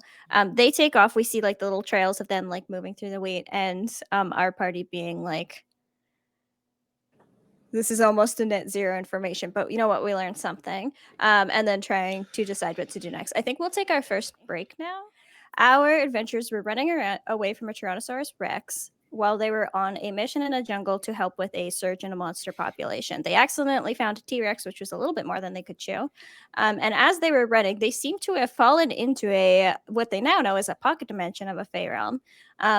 They made some friends, who made off with a bunch of their stuff in return for not very much information. But what they did find out is they're in a field. There is a river and a forest. Somewhere in that forest, potentially a hag lives there who is the owner of this realm and who has created this pocket dimension. And Meep lost a couple of shiny things, but other than that, I think we're doing okay. Oh, and the other things that they've noticed is our party, they've never seen stars before because that's not a thing in this world, but Meep's read about them in books. So when they came to this world and they looked up at the sky, they got to see stars for the very first time. So we come back to the party in the fields. It is still twilight. The time of day has not changed at all. The two creatures have made off into the evening light with a couple of Meep's possessions and some of Illyria's copper. And yeah, now do we like fade in on a conversation of like, now what? Or do you think you maybe decided to like take a moment to have like a rest moment before you decide to keep going?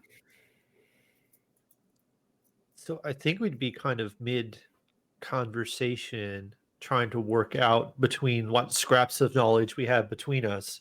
Because we had just finished wondering whether hags were good or not. So the four of us would be like trying to remember or think about or hear stories we've heard about whether hags can be good or not. And if we should go maybe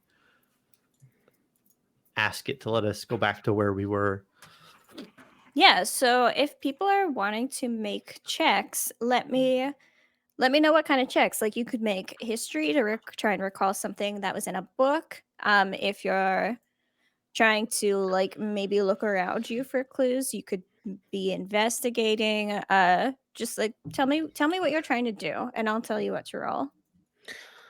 I'm trying to remember stories that I've heard in my travels and from the orators in the circus. Okay, so that's probably history then for you. Can I do like a nature check because we can see the forest from where we are, right?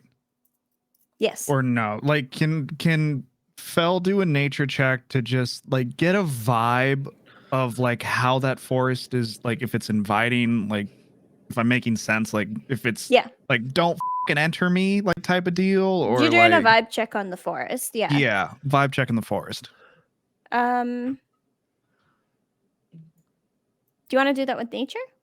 Yeah, or did you have something else in mind? No, I was going to do nature. Okay, cool. That's a 12. So with the forest, it's kind of hard to do a vibe check on a forest. Like the plants themselves seem fairly familiar. Like they're large. Like you're making. Oh, that was not a shush. Sorry. That was a like, I'm looking at something. Sorry. I realized like my brain registered what the fuck I was doing halfway through it. My bad. Are you trying to remind Del that you can talk to trees? Actually, yes, that was it. But I was like, my brain went to like, wait, I can do something. But instead of that, I went, so that's my fault. Okay, so yeah, you don't get a lot from the forest, but you do remember that if you get closer, you can ask a tree. So we'll come to that when the party decides to move. Alira, with your 17, so like the stories, it's kind of, I would compare it to like the information that I have these days about sirens. I probably grew up hearing that sirens were usually like evil creatures that like lured men to their death. But as I grew up, I learned that a lot of that was internalized sexism in the people telling these stories, and that there are some good sirens and there are a lot of lenses on these stories. So Alira would probably have that sense of like, I grew up hearing only bad things about these creatures, but as I've gotten older, I recognize that like those stories may be skewed. Not all hags are necessarily bad. We might be able to reason them as well as you can reason with any fey creature. Sure. Do I know are we like in the Feywild, or are we still on the material plane? Are we? It's hard to tell because I don't think any of you have ever been to the Feywild. No, I have no idea. So it's one of those like maybe like this feels like it could be like an aspect of the Feywild, but it's hard to Sure. tell if it's like the TM Feywild. How much do Sky Elves know about the Fae? So all elves are related to Fey creatures. They all have like Fey blood within them. And so they have like knowledge through that, but like they wouldn't necessarily know anything more than other creatures because hags are just like another creature Sure. that live in the world. Yeah.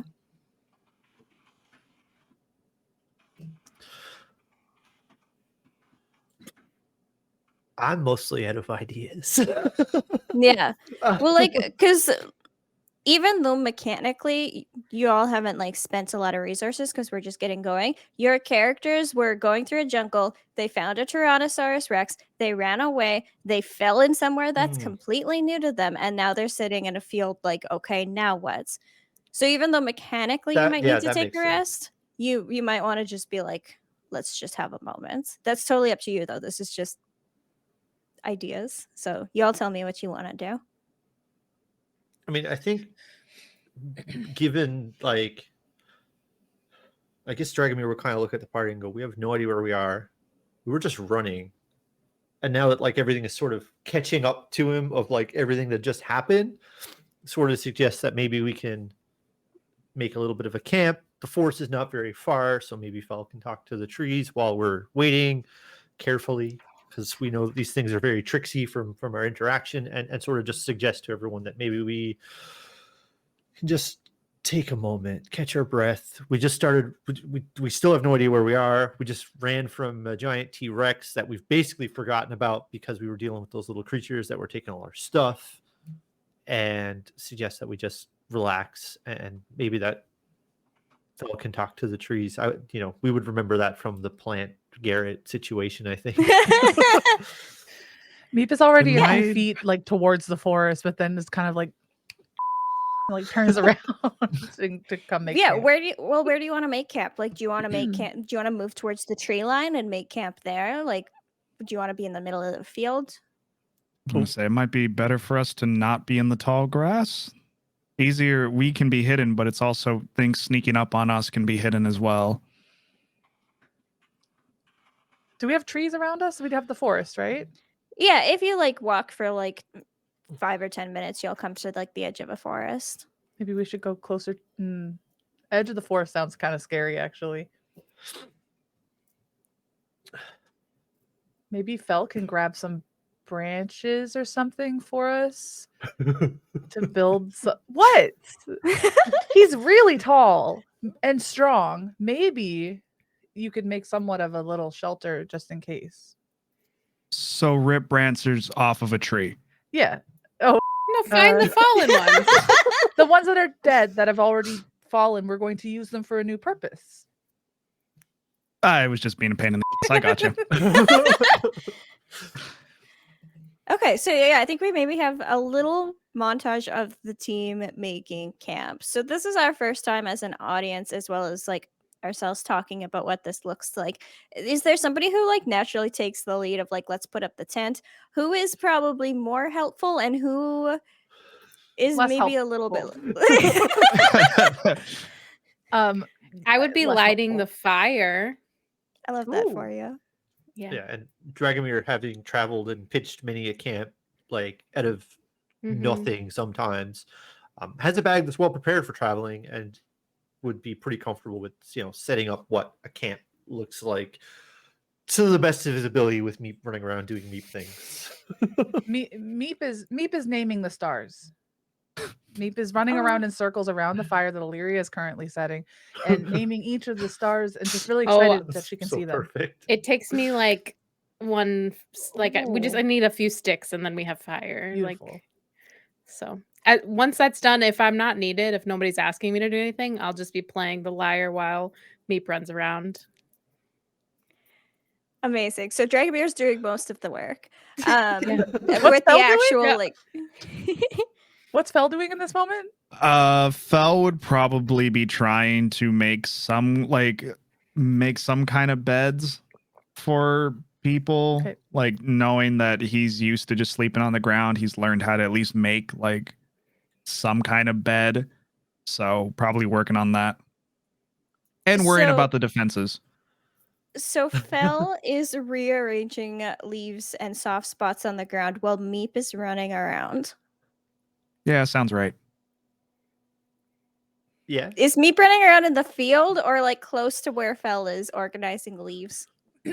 Close to where Fel is. As a rule, she doesn't go that far from Fel because she knows him from like before. And also she doesn't have a lot of defenses being 4 feet tall. So yeah, she's near him, and I don't know if he's irritated or what with how she's acting, but she's just so excited about the stars. A little bit upset that she's lost some of her favorite trinkets, but you know. So if Meep is looking up at the stars while running around, Yep. I guess I can just see her running right through the pile of leaves that Fel is like, and she's like, that one's name is whatever. Yep. And we just see Fel like, I just arranged those leaves. They were in the perfect order for comfort. And I have no like awareness of what I've done. I'm just so excited. And that one's Whirly, and that one's Joe, and that one's Banana, and I'm just naming them all. You could kill her, Fel. You could kill her, and it would be very easy to hide the body. She's tiny.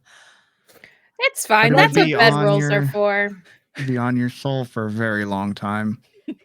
So Fel is sitting there like he's not crushing the leaves because that's not his style. And Alira is sitting there playing the lute and it's just like I imagine Alira then like puts out a bedroll and is just like, "We Yeah. don't need you." Yeah, I'm just like grabbing a bedroll, like, that's what this is for. And, And so then I'll sit on it and continue playing my lyre. I see Illyria pull out the bedroll, and I acknowledge that, and I go, okay, maybe I need to do this as well because I'm learning from Illyria. I'm learning that okay, we're getting our bedrolls out. So Meep goes and grabs her very small bedroll, or whatever, out of her back. Yeah, I love that this 200-year-old elf is learning from like a 17-year-old girl how That's to so- adventure. it's been 200 years of seclusion. So While I'm setting up, Dragomir is setting up the camp. He kind of looks over at Fel, who's got like this grimace on his face, having literally just watched the bed he was making get kicked into oblivion. And I just walk over and sort of pat him on the arm and pick one of the ones that he's already prepared, and just say, "Don't worry, I'll join you on one of these. That was very nice." And just sort of Thank jump you. into one of the leaf bedrolls that he's made. Like when I don't know. I don't know if camp is done yet, but Sometimes you need to take a moment. just the slightest little smile on the corner of Fel's mouth that someone was appreciative. Amazing. Who cooks? I'm not going to ask you like to track rations or to like hunt down food, but like who prepares the meals? I Meep and Phil? don't think I have anything. For Deal. cooking at it's in my all. description that I cook, but Hell yeah. Is that like a thing? No, this isn't a stat thing. This is just who Okay. cooks? Who enjoys cooking? No. you can tell again. I will start the oven or the campfire or whatever. What does Fel eat? I don't imagine he's a vegetarian. know? Everyone keeps bringing like I had this yesterday where people are putting like little plot holes into my character that I didn't think about, and like I don't know, because there is part of me that would kind of think that maybe he's okay with eating vegetables because it's all about the like process and like respecting that they're giving Yeah. their life to continue forward and like whatnot, and like respecting nature. Yeah. So there is like a nature deity, as well as like it's a very common theme in a lot of the religions of the world that things are cyclical. Like everything is Yeah. a cycle. You eat the plant, it takes on, we're not going to track its whole life cycle, but there's a lot of cyclical stuff. So that could kind of explain like why you're okay with eating plants, because it's part of like a very natural cycle. And also Yeah. meat. I don't think he cares. Yeah. It's all fuel, and that's all part of nature's course. So Mhm. So do Meep and Fel take turns cooking, or do they cook together, or like do they each take different jobs? Meep, shall we play our favorite game of rollies to see who cooks tonight? Rollies. Rollies it is. All right. What am I rolling? Sorry. It's just high roll. A d20. Okay. Yeah, just a flat d20. Which one is? Let me. You have to beat a natural 1, so dear God, don't roll a 1. Hooray. We're all starving if they both roll At the ones, top right? of roll where the dice are. Yep. I don't know if you have the dice menu expanded or not, but if you just click on the one that says d20, if you had hit clear beforehand, yeah, you could just roll it like that. Thank you. Rolling. Yeah. 6. there. 6. So wait, Fel got a 1. I think so. So sorry, the winner cooks or the winner doesn't cook? I was going to say the winner Winner cooks.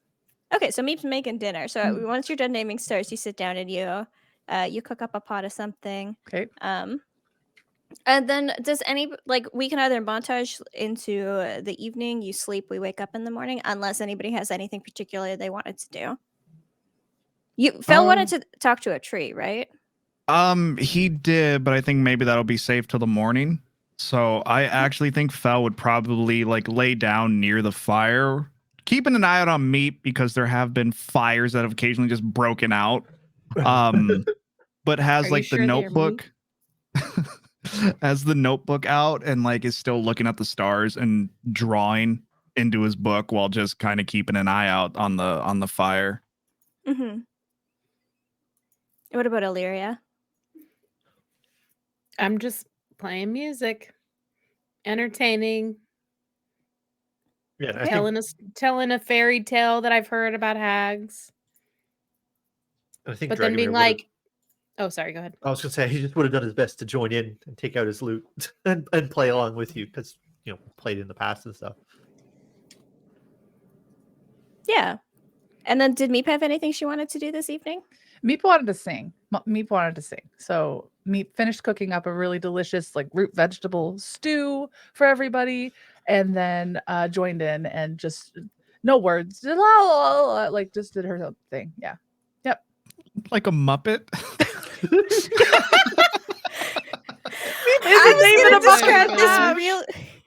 I was gonna describe this really beautiful moments where like Fel's drawing, everybody's making music, you're underneath the stars for the first time in your life, and you're all Muppets. It's fine. It's fine. Amazing. So I think as you each get tired and like dishes are like cleaned up and people get ready to go to sleep, it stays twilight. Like it's not bright outside, but it stays this like evening light. It never really gets dark out. Does everybody just go to sleep, or Should we Just- figure out shifts? I don't feel like it's safe for us to just all pass out.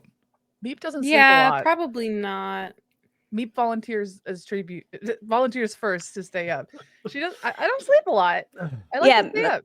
Meep only sleeps 4 hours, and technically it's a meditation. Does anybody else do a trance, or does everybody else sleep? I sleep. Yeah, sleep. She just wants to look at the stars. She's happy to. Well, she has to look out for other things, but Yeah, so if you wanted, like, just for the sake of brevity, Meep does have to watch. The other 3 of you each do like an hour, so kind of in the other part. Yeah. So you all take watch, so nothing happens.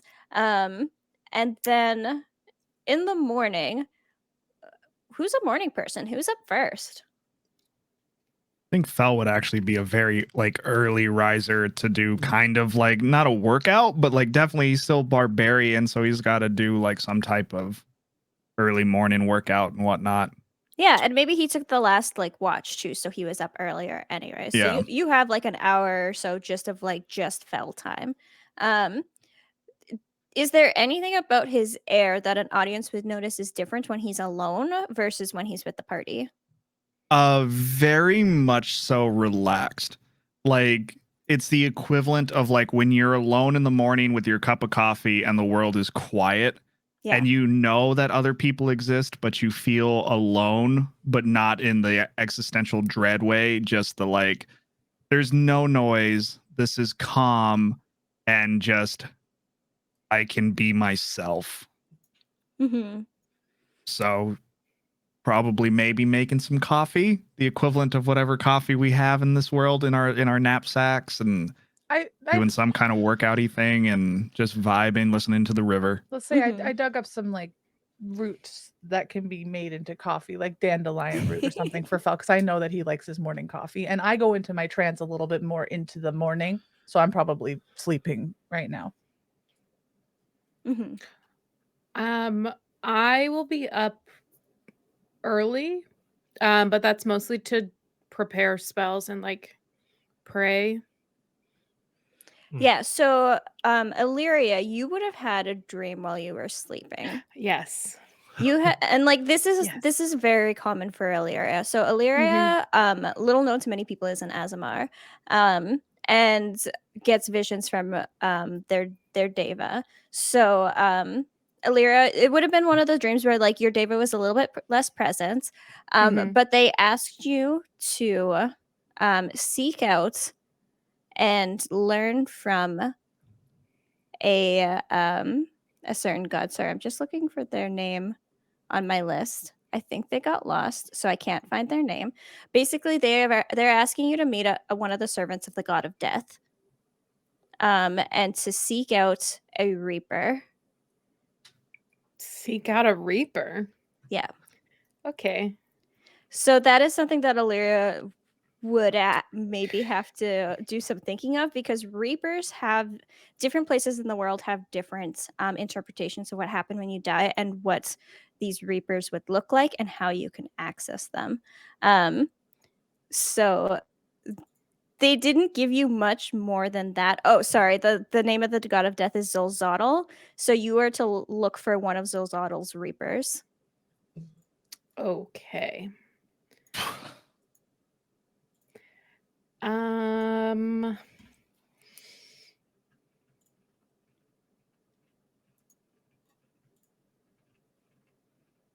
So you wake up with that information. okay.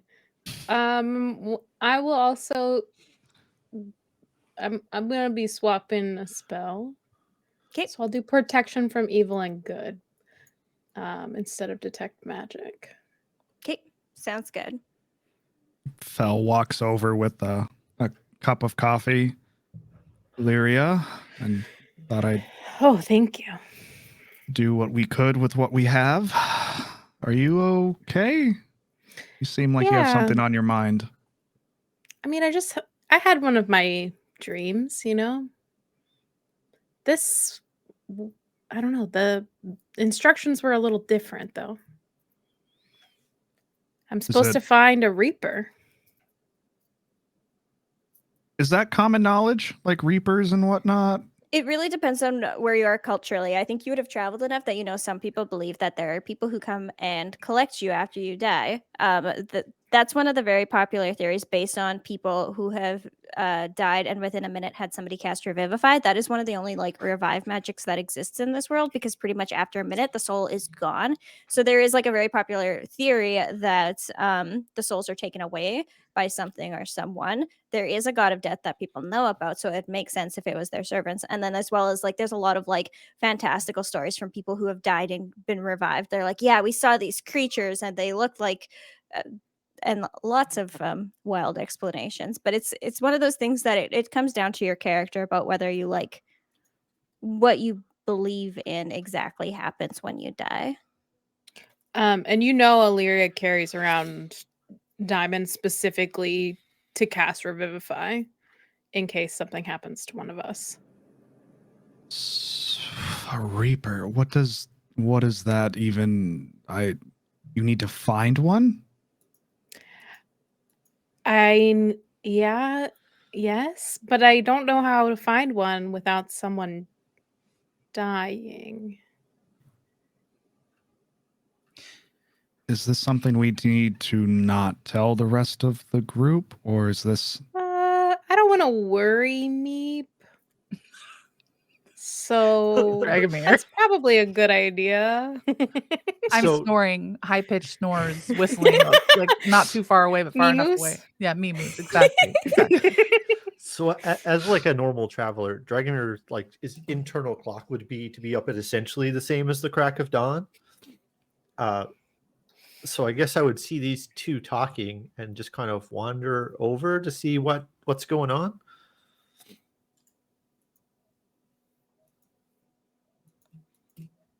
Okay. And just for just a quick moment, what are each of you like in the morning? Like, are you like up and with it, or do you like to like grab the coffee and be like, I need a minute? Meep's a gremlin Oh. if she was woken up right now. So Yeah, so I go from asleep to like the second I'm up, the camp is torn down. You have to make the most of the daylight because most of my time is spent traveling. It's still and I twilight. don't want to travel in the dark. But There- yeah, his internal like The habit. clock Yeah, is- yeah. is we have to travel in the daylight. We have to make the most of what daylight we have. So let's get up and let's get moving. And like Yeah. instantly it's like up, tent down, like we're ready to go. Illyria is like doing her makeup in the morning and praying while she does her makeup and all that. So she's pretty chipper in the morning, I would say. Okay. So I think we have this Felon, like Illyria have this minute. Dragomir gets up and tears down camp. I'm assuming as Dragomir's tearing down camp, Meep wakes up. Everybody gets their coffee. We find some breakfast, and we get on with our day. Twilight, but day. If anybody needs to reset spell slots or anything you used from the day before, I believe Meep you cast Charm Person, I so you'll did. have your spell slot back from that because you've Cool. rested. thank I you. don't think anyone took any damage. Yeah, so Did they fill me in on if like what they were talking about? Nope. Okay. Unless you ask I mean, I just walked up and asked what was going on because it's the morning and you're standing next to each other, and that was kind of it. Fel would take his cue off of Illyria on whether this is something we're sharing with the group or unless Dragomir shows concern in the way that Fel did, she wouldn't share. Yeah, and it would No. just been like two friends standing there. Just, hey, I've just finished taking down the camp. How's your morning? You got some coffee? Checking in. I would probably go and like bloop, bloop, bloop, bloop, bloop.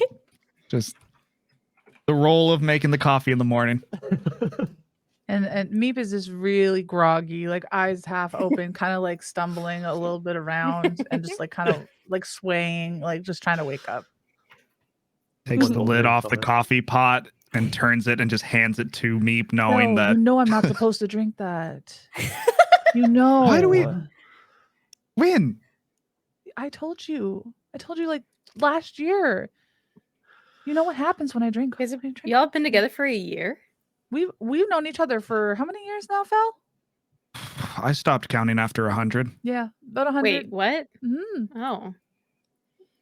We were like we knew each other in passing. We weren't super Oh. close, Yeah, but it's not, but. Were you yeah. a library patron? he definitely would come into the library. It was a tight fit. It's in a tree. Yeah, it's not. Oh. As Yeah. much as I Are you love like nature, a like. Keebler elf? Where And is- I've instead heard of- of them, those capitalist the bastards. Keebler? Instead of cookies, there's books. Oh my gosh. Where's the library? Which library are you from? It's in the tree. But in which tree? You sound like the Fae. The tree. The tree. Oh. You know, the big dear one, the God. biggest one in the middle of all the other trees. yeah, so I don't know about Fel because I don't know if Fel has actually been to this library, but Illyria and Dragomir, there are like rumors, like there are like fairy tales about a library that exists in a tree. If you like go to the forest and get lost and give a fake creature your name, maybe you could find this magical library. This library is not real as far as you two were aware. Okay. So I kind of think back to stories about a library in a tree and just sort of get my book of tales to start thumbing through it because I'm like, could this be the library that like because I'm sort of triggering this memory of like, is it that library that people are talking about? And I'm just sort of thumbing through, and I'm like, do you have to walk through the sand for like an hour and talk to a creature and give it your name? Is that how you get there? It's the tree. Hmm. I walk 4 feet from my tree to the tree every morning. There's also a tunnel underground, but usually that one's it's not recommended. So Maybe So- we leave the details Yeah. a little vague. Meep. Anyway, you ask what tree? Dragomir, having still spent like waking 3 up. weeks with Meep, is like, I know where this is going. Just kind of puts his book away. You see Fel It's back to relax the a little coffee. bit by like the book going away and just making fully understanding that he's a storyteller. You're going to put details and whatnot. And Mm. well, I guess I'm going to go talk to a tree. Yeah, let's go. okay. Let's go talk to the trees. Okay, so yeah, camp is totally put away. Everybody's had their coffee. Thank you, Senna and Bubs, for the pally tips. Fel's gonna go talk to a tree. I will give you, once we get close, I will just touch you on the shoulder and give you guidance. I don't know what your thing needs, but I don't think it You get an doesn't need extra- anything. you get an extra D4 if within the next minute you have to roll something. Oh, cool. You just feel a little warmth. Okay, Thank you. so remind me again, what are we casting? It's What's just a racial spellcasting? feature. I Okay, can so is do. it in your features and traits? Yeah, I have the ability to communicate in a limited manner with beasts and plants. They can understand the meaning of your words. Blah blah blah. They can't. You have no special ability to understand them in return. You have advantage on all charisma checks you make to influence them. Okay. So do you just go up to any tree or just felt like take a minute to like look for a tree? Fel would probably look for one that seems to have the most leaves, just kind of the one that looks like the fullest.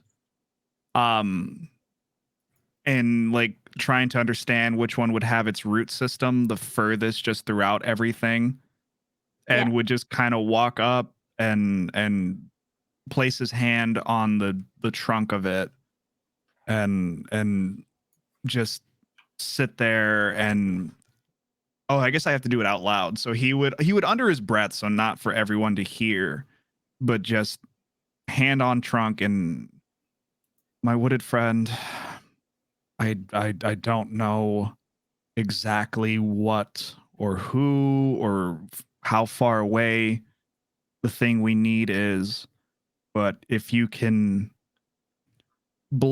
drop some of your leaves to be picked up by the wind to tell us which direction to head, it would save me and my companions a lot of effort. Okay. So a moment passes by as you like wait for something. A leaf does fall. It falls directly on a mushroom. It doesn't necessarily appear to be like pointing away, but it falls directly on a mushroom that's sitting like in its shadow. Just one mushroom, or it's like a little collection of the There's mushrooms? like a couple of them, but it falls on like the biggest one in like this little circle. It's this little circle of mushrooms. So I guess he would turn back to the group, depending on wherever they Are we are. close by? That's up to you. Would Fel Lyra's have literally like touching him, allowed right? them to come? I would have followed. Fel probably would have asked for like at least a little space. It doesn't have to be a lot, but like he would want to just be Yeah. just a few steps away. I'm probably playing with Um, trinkets in the grass, not far from where he is. So I would come back to the turn around to the group. I don't always understand what nature is telling me, but I did ask for guidance from the tree to the hag, and it pointed to, and then he just points to the mushrooms on the ground. Meep, will you make a nature check? Nature check. Yeah. Yeah, and just Nature. remember to clear your dice before you hit the roll button. Thank you. Clear. It's in the skills section. Skills. Awesome. Nature. Boop. Boop. There we go. Okay, so Pretty good. Meep, you're fiddling in the grass, and Fel is basically like the tree had its leaf fall on a mushroom, like a little like circle of mushrooms. You know that mushrooms talk to each other. You know that mushrooms like underground like have like a network going through the ground. So you would know that if you can talk to nature, mushrooms would know more than trees. So can I talk to this mushroom? You can't, but Fel can. Okay. I'm gonna. Hey, Fel. Yes. This mushroom might know something.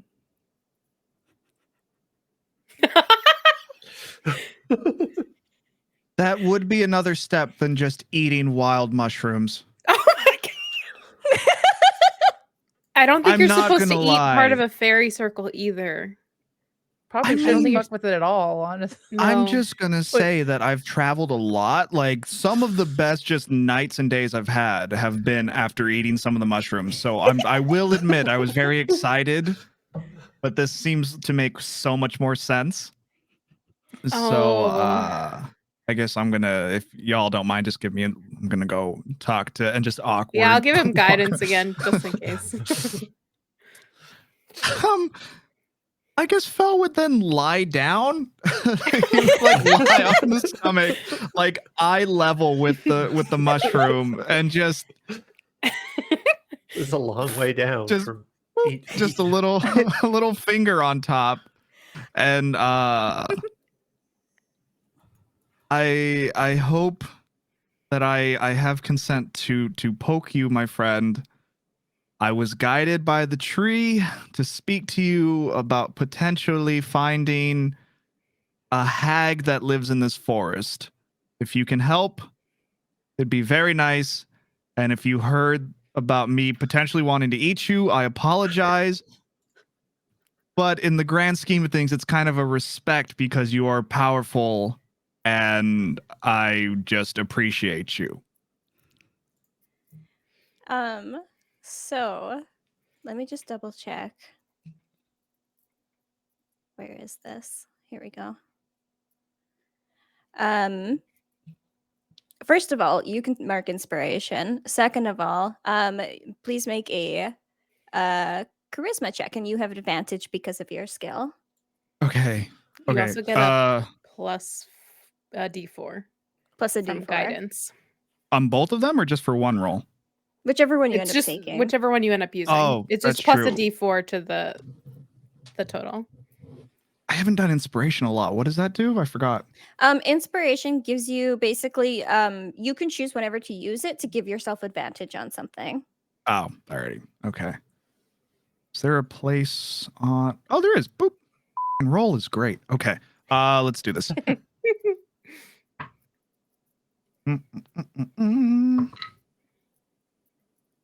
How do I roll the same thing on What did you get? advantage? What did you get? I got a 12 both times. Roll a Which, D4. but Don't forget the- that too. 13.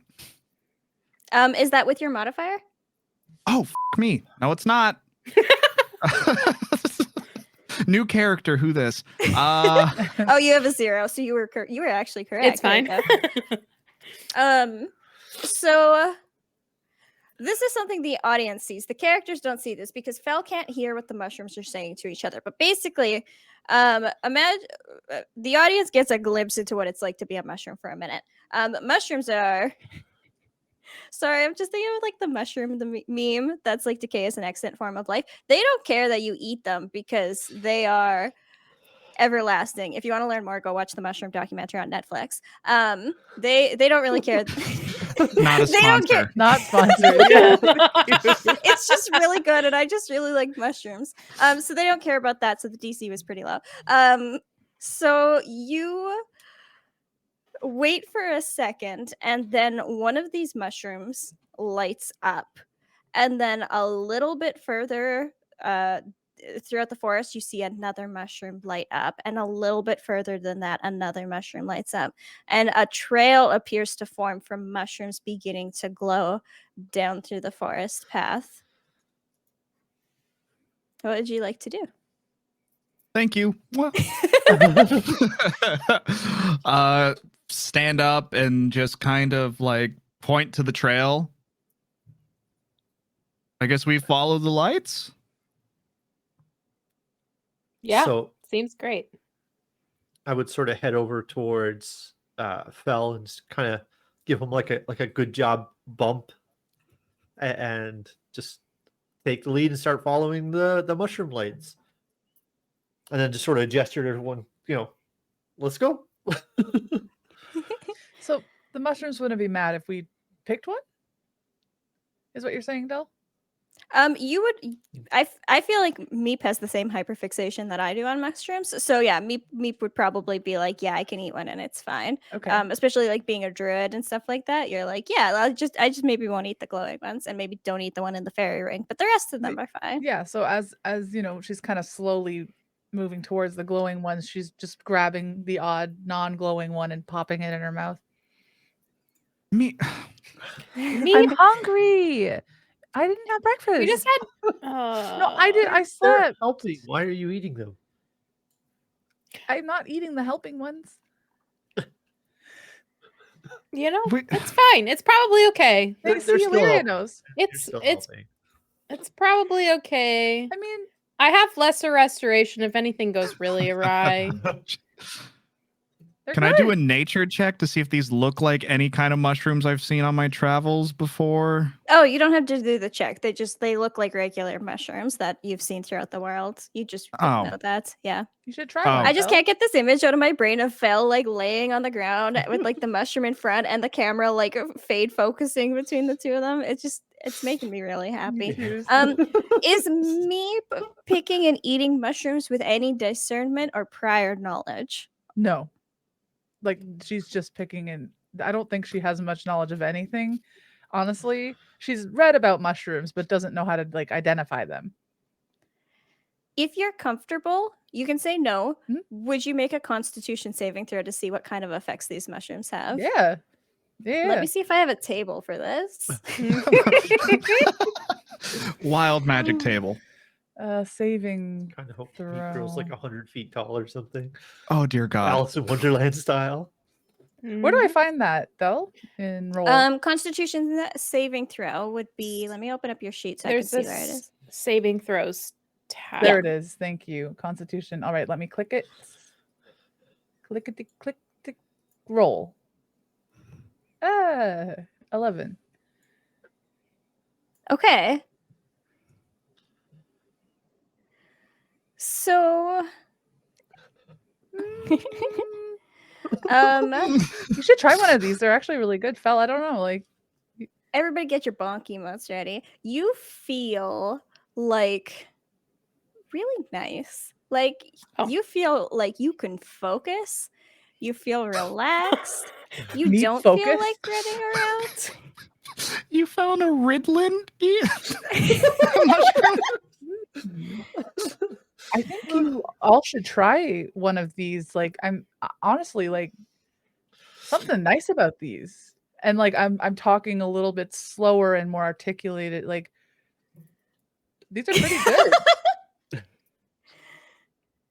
And for an hour you have advantage on perception checks.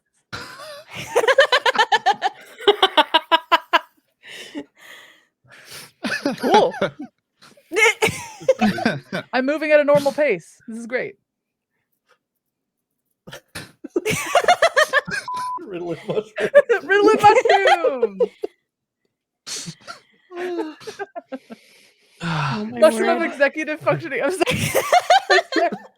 Okay. All right. Sorry. So you all make your way through the forest, following these mushrooms that are leading you in a path. And you all are fairly seasoned adventurers at this point. So you're like, yeah, we feel like we're going in the same direction. It's not like taking us in circles. Like this feels fine. And then as you're walking along, a little sprite pops up. It looks like a little fairy. And it's just hanging around by Illyria's shoulder. And it's just kind of hovering. It's kind of like looking at Illyria. It's like doing one of those. Doing one of those. I'll just say, hi, buddy. It looks at you and goes, What are you doing here? We're trying to find the hag. Why are you looking for the hag?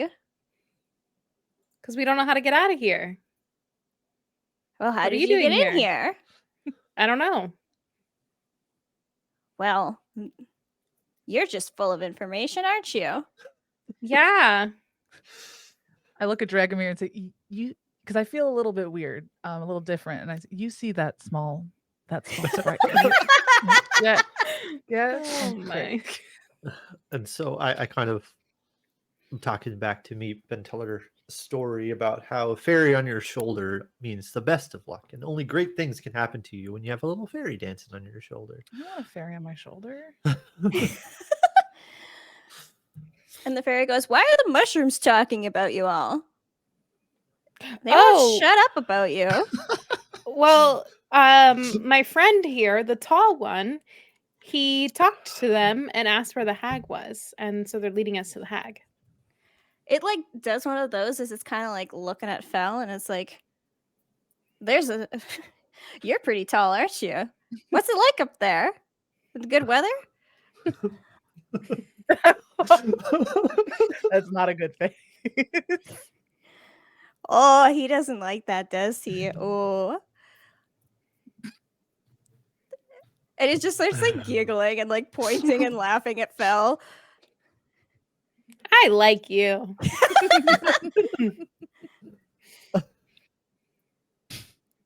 Are you here to guide us? I just wanted to see what you're doing. Oh, okay. We don't get visitors very often. This is kind of nice. Yeah, those other, I guess they were bigger than you. They were less well, they were kind of helpful. Nobody's as helpful as me. I know everything that goes on here. So when Really? 4 strangers drop in, I see a lot of the same faces. So regardless of what those faces look like, it is kind of a nice change of pace. Okay. Well, do you know how we might have gotten here? No, Oh. that's why I asked Great. you.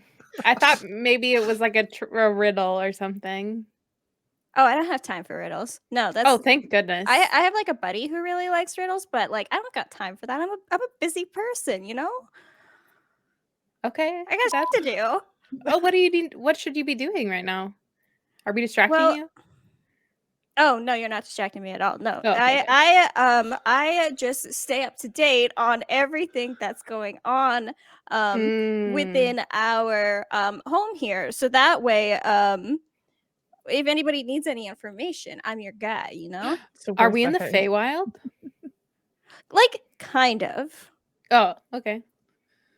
So does time move the same here as where that T-Rex was? That's a really hard question to answer. I'm mostly just worried if when we get out of here, if the T-Rex will still be there, because it's like we never left. Oh no, that should be fine. I hadn't considered that. Can I ask a question? Yeah. Okay. Just wondering. So, where's the river? The river? You're going towards it. That's where the mushrooms are taking you. Okay, good. So the hag, you sure you don't know about this hag? They live across the river. Apara? Bless you. Apara? That's Is the that hag's the hag's name. name? That's their name. Okay. Oh, you've Apa- never met Apara? Apara. Oh, you're in for a treat. Apara's lovely. Oh, Well, usually. Sometimes Oh. she's usually pretty good. Can she send us back where we came from?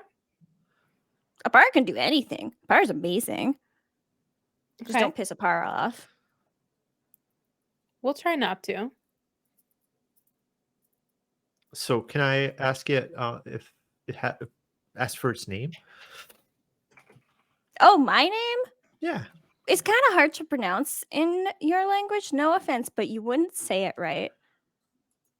You don't have like the inner throat stuff to say it right. Okay. Do you know any fun stories about Apara? Oh, well, apparently there's like this one time when like some of like the other like archfey wanted Apara to do some stuff, and like Apara was just like, no, I'm not doing that stuff. And the other archfey were like, yeah, you're gonna do that stuff because we can't do it without you. And Apara was just like, if you can't do it without me, why would I help you? And this fairy just basically starts gossiping, but none of the information makes any sense without context. Do I know what the word archfey means? Yes, so there are some fey creatures in the world that are smaller than gods, but still have a lot of power, Okay. especially extraplanar power. So archfey that you would know of, like each of the 4 seasons are represented by an archfey. The one-shot adventure that you went on, the person you met at the end was an archfey you may have like found in weeks past. They're kind of a big deal. So I know that like archfey are really old, and so that's why They can she might be. have stars, or Yeah, it's that's definitely something that it's a sound theory. okay.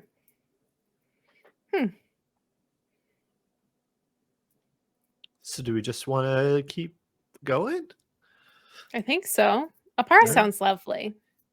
the sprite has helped a little bit, but they kind of just seem nosy. Are they going to be traveling with us, or I'm skeptical? They seem Oddly very very comfortable on Illyria's Judgmental shoulder. of you, Meep. We asked what they said. I'm just curious. I just want to know who you are. I'm keeping tabs on people. I don't know about you, Fel, but I don't really love being kept tabs on. I mean, I think Listen. the mushrooms are already gossiping enough. True. So Oh, true. I'm just repeating what Yeah. the mushrooms told me. Okay. Well, let's make on our way, and I'll just Let's sort give of her- head off in the direction of the shiny mushrooms again. Sort of waving the group behind me one more time. Amazing. as we continue, are like new mushrooms lighting up and the old ones kind of like going dark? Okay. Yeah. I like that image. Do they make any Yeah. noise? I like it. They make sounds at all? Not that you can hear. Oh, okay. But they talk to each other. Yeah. Okay, should we take our second break there? Yeah. So the story so far is our adventurers are on a quest to deal with a monster problem in a jungle. They bit off a bit more than they could chew. They came across a Tyrannosaurus Rex. They was chasing them, and then somehow they fell, and they now seem to be in some kind of a pocket Fey realm dimension. They argued with some creature who stole some of their they had a little rest, they had a nap. Illyria got an absolutely lovely, not at all threatening or scary message from their Deva Guardian. Fel talked to a tree who told him to talk to a mushroom, and now they're following mushrooms through the forest, and a fairy has decided to make all of this his business. So I think that pretty much gets everything. Meat found a mushroom that helps her concentrate, so she's having a nice time. So yeah, we come back to our adventurers walking through the forest. under this eternal twilight, following these glowing mushrooms, and you come to a river. The mushrooms, you don't know this, but the audience gets a peek into the conversation that the mushrooms has as we montage these characters walking of like, hey, we should take them to where the bridge isn't, so that way they have to figure out a way to get across the river. And then the other mushrooms are like, no, we should just take them to where the bridge is because that's like the nice things to do. So they go back and forth a little bit, and eventually the mushrooms are like, well, let's just save everybody some time, we'll take them to the bridge. So y'all are not privy to that conversation, but the mushrooms do lead you towards a bridge. It is exactly what an old bridge in an overgrown forest in the Feywild should look like. It has moss on it. It looks old but still sturdy. The rope is worn. The creek below reflects the twilight sky. Yeah, what would you like to do? So for my brain, so the river's not like on the land. It's kind of like a canyon river, and the bridge is crossing it, or Yeah, there's like a little bit of a valley that you go into, and then there's a Oh, river, okay. and there's like a nice little bridge. Okay. but it's not like we can touch the river to just check the temperature or something like that. It wouldn't like it would take like 30 seconds to go a little bit further down the bank to touch the river if you wanted to. Okay, so we're close enough that if we wanted to, we could just walk through the water and attempt to cross the river just walking through the water with no idea how deep it is. Yeah. Cool. Meep walks up to the bridge and just puts one like toe on it and like kind of like pushes it to see how sturdy it is, and turns around and says to everybody else, "It feels pretty good. Feels pretty sturdy." Okay. So I want to Meep's walk up little. and check the bridge because like it's not made of stone or anything, but I would No, have it's made of some like wood and rope. but I would have some experience with like building stuff. So I just Yeah. want to kind of size it up, and because we have a very large furbolg, and this is a very, at first glance, kind of wornish looking bridge. I just want to kind of check it and see if I can figure out if I think it's going to hold up for our pal. Okay. I don't know So what- you kneel down, you start inspecting the bridge, maybe like pulling on the rope here or there. The bridge opens up its mouth and bites your head off. The bridge is fine. The bridge looks completely fine. I'm gonna start You walking don't- across You it. don't have to roll anything. The bridge is fine. Meep takes a couple steps. It's okay. All right. So I'm just jumping up and down very like excitedly. We got it. Let's go. It was one of those moments where I realized I over-explained something, so the players were going to be afraid. As a The team. bridge is fine. Oh no, I was just gonna go. We just hardcore So if it was stopped at this bad, I would bridge, have and I'm drowned, like, but that's fine. Has it been an hour? Do I still have mushroom of executive functioning? Yeah, it's maybe like wearing off a little bit, but Okay. you're still pretty good. I'm jumping up and down very excitedly and saying, "Let's go."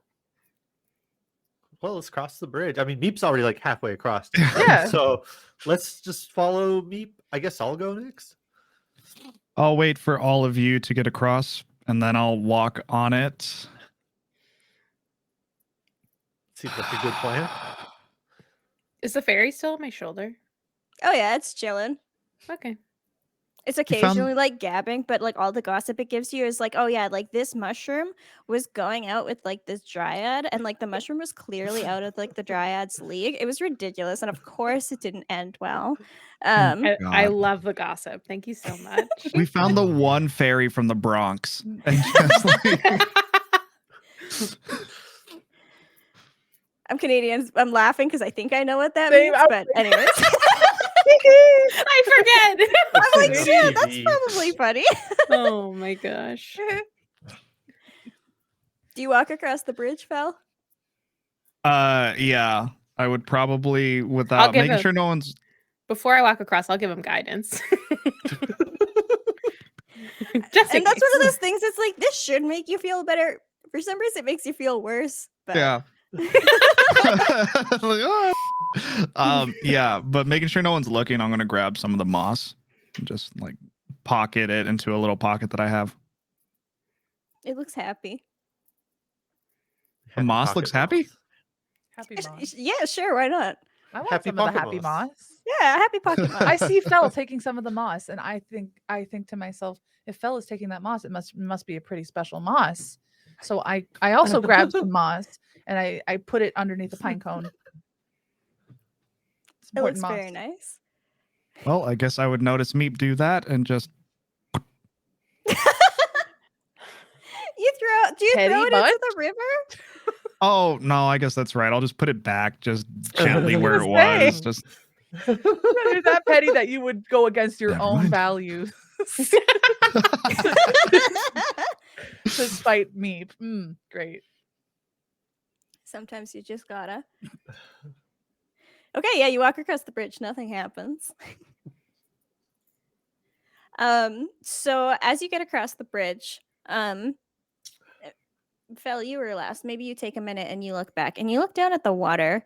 And as you're watching, you see antlers begin to emerge from the water.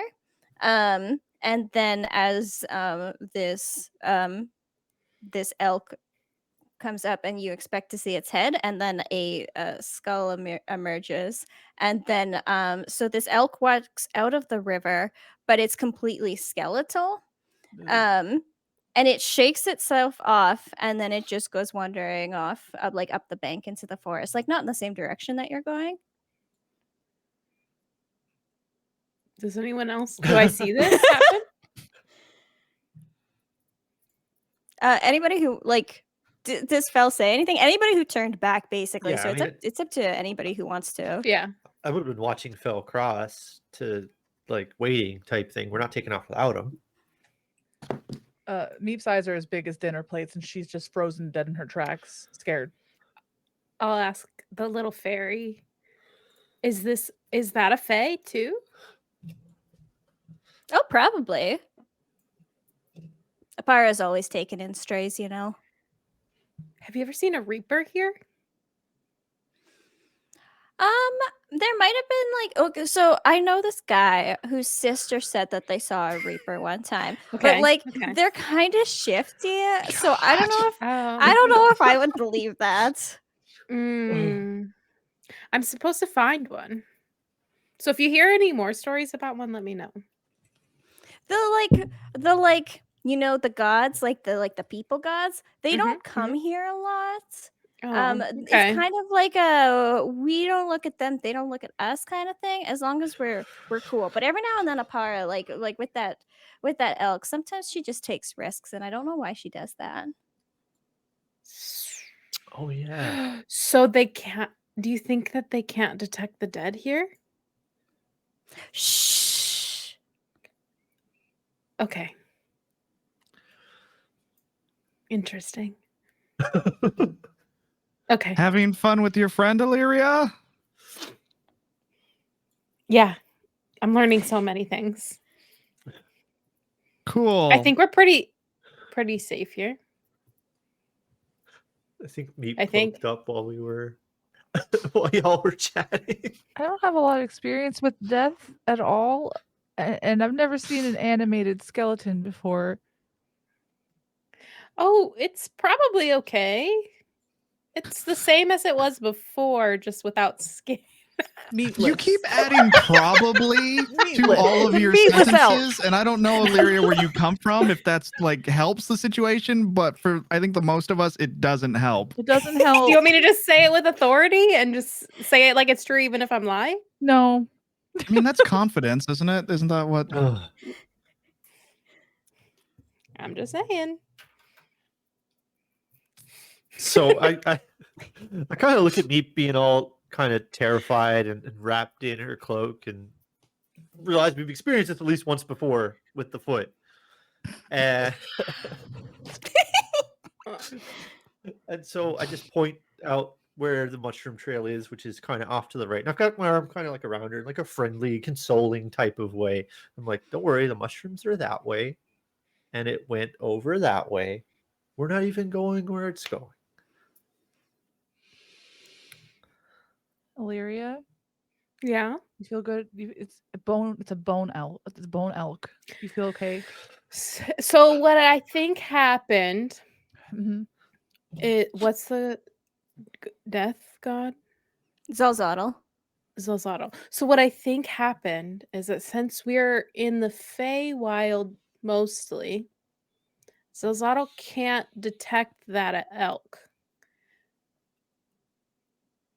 So it's The possible pixie this is hag. like, don't say their name. Oh, just kidding. You know, the god of things that are no longer alive. They like, Alivent. Yeah, alivent. Yes, alivent. Okay.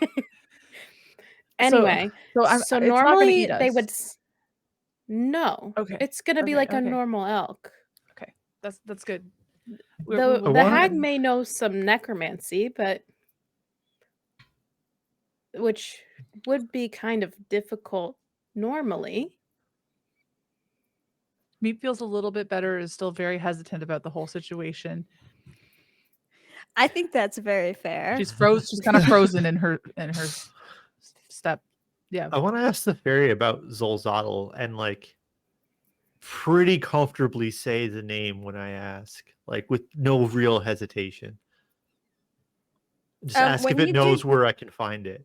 Where I can When you do find that, or it goes, shut the fuck up. Shut the fuck up. Don't say their name. It has power here. Wait, how does it have power here? Because, they kind of, I'm like a don't ask, don't tell. But if you hear somebody say your name a bunch of times, you're going to be tempted to look, aren't you? Would that send a Reaper here? I don't think I like the way this conversation's going.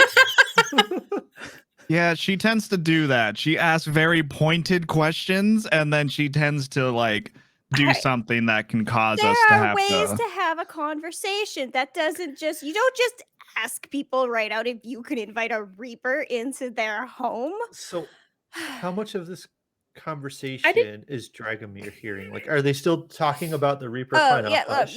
you're all kind of near each other. Like, everybody can hear. So I know we're looking for a Reaper now. Oh, You- yeah. That's the question. Yeah, Yeah, so I've this said is it. I've said it news. out loud. Like- I want to remember from visiting the temple information about Reapers from like the temple I most believe in. Yeah. So would you because we've talked, I know Zolzotl's kind of your deal. Would you like to make a religion check with advantage? Yeah. Yeah. Where is religion? It should be in skills. Skills. It's in your heart. It is though, right? So I just rolled this twice on this app for advantage, right? There's no okay. So that's a good one. 3. Oh no! We're all rolling double the same roll. Don't remember stuff very well. So when you go to the temples of Zolzotl, like you're there with a mission, and you're there with your own beliefs. How much would you have inquired? Like, how much reading would you have done versus like just going and talking with people and like talking about what you're looking for at those temples? Definitely would have spent most of the time talking with whoever is in there because I'm more of a collector of stories verbally, so I can retell them with my own flair than I am like the written word rewritten. Yeah, so I think in the conversations you would have with like the clerics that you would visit with when you go to the temples of Zolzotl, the actual like reaping process and conversation probably didn't come up. That or and like this can be up to you. Either it didn't really come up because that's not what you're looking for, or if you asked, the person you were talking with had their very strong opinions that they told you as if they were the truth. Which one feels more right based on the fact you rolled a 3? I don't think I would have asked because that's not the purpose that I would have been in there. So I wouldn't have pointedly asked the question. Just might have overheard like if I rolled a better number. Yeah. So I think this is a good opportunity for a little flashback scene. So we see yeah. We're all professionals. It's like it's Wayne's World, Right, because it's true. except it's Dell's world. Yeah. So we see a slightly less scarred, not too much less scarred, but slightly less scarred Dragomir who's out traveling on their own. This is out in the real world. Not in this pocket of the Fey realm. And we see this city in a desert. The sun is glaring down, and there's this temple made out of sandstone. Limestone? I don't know much about rocks. You go up to this temple, and like compared to like this glaring light outside, you go in and it's very like dark. There's not much for windows. Like there is like some stained glass, but it's quite dark. There are candles lit. There's some incense lit. And for the most part, the tone is pretty somber, which is fitting for a temple to a god of death. And you go in and like we just kind of like see you go and like talk to somebody and they say like 1 minute and then we see you sitting with a cleric of the god of death. They are dressed, they're wearing a mask so we cannot see their face. It is a gold mask. All of the clerics who work there are dressed in varying amounts of black and gold, with like veils and a lot of ornamentation. And you are paying them to perform a spell. What are you asking them? So I wanted to check in with Zolotl to see what it's like in his realm after someone has died and gone to the afterlife. So I'm trying to get them to let me know what that's like. If it's somewhere nice, if it's somewhere not nice, if it's somewhere relaxing that is a good time. Like, what's it like there? Yeah, and I think like you've probably talked with this cleric before, so we can like sense this like familiarity. Mhm. And so are you going to be asking them to talk to somebody on your behalf today, or are you just like asking some theological questions? Mostly theological questions, because I'm trying to get a real sense of what happens after somebody is dead, and if they've been dead for a long time, what that's like, um, to sort of set my mind at ease about what the afterlife is like. Yeah. Okay, so yeah, we listened to them describe to you these wheat fields underneath the nicest weather you can imagine, whatever your preferred weather is. These wheat fields border this ocean, and like on these stretches of beaches in the ocean, they described like the souls of the damned and those who cannot be forgiven being chained into this ocean. But those who are not those tormented creatures wandering through the fields. Some of them are like work the fields, some of them are sitting and taking a break, and then as you wander further into the fields, less and less is known about what happens because those souls go into Zolzotl's care. So they describe these like beautiful fields. They describe rest, relaxation. There's nowhere to go, so there's nowhere you have to be. So everybody seems like very at rest. And I think the other thing that I would ask on visits as often as I could is how you get there, or if there's a way to get there without dying. I don't know if they'd answer me. I only rolled a 3, but I would ask that question. I think you would be met with some shock and some like hushing, and like there are dark magics to do that, but mortal beings such as you and I don't have the privilege to go back and forth between these worlds. I mean, that's pretty much how I think that conversation would go. Is I just want to check in on things. Hmm. So I think we see you begin to leave, and then another one of like the clerics, and like they are wearing like their outfit is less ornate, and they come after you and they go, sir, sir, and they hand you this bag of gold, and they're like, last time we tried to perform that spell that you asked, we weren't able to get through. And then they start saying, this happens sometimes for a couple of reasons, and it's very clearly like a script of like, sometimes if just the day's not right, or maybe we need to retune our equipment, but unfortunately we weren't able to get through, so here's your money back. And then like they basically like push the little pouch back into your hand and take off because they don't want to get yelled at because they work customer service. And then we the flashback ends and we fade back to the present. I think we fade back to the present. And yeah, I think we just for a second we see a shot in the distance of like this skeletal elk that's like walking through the forest away from where you were, and then we go back to where the party was.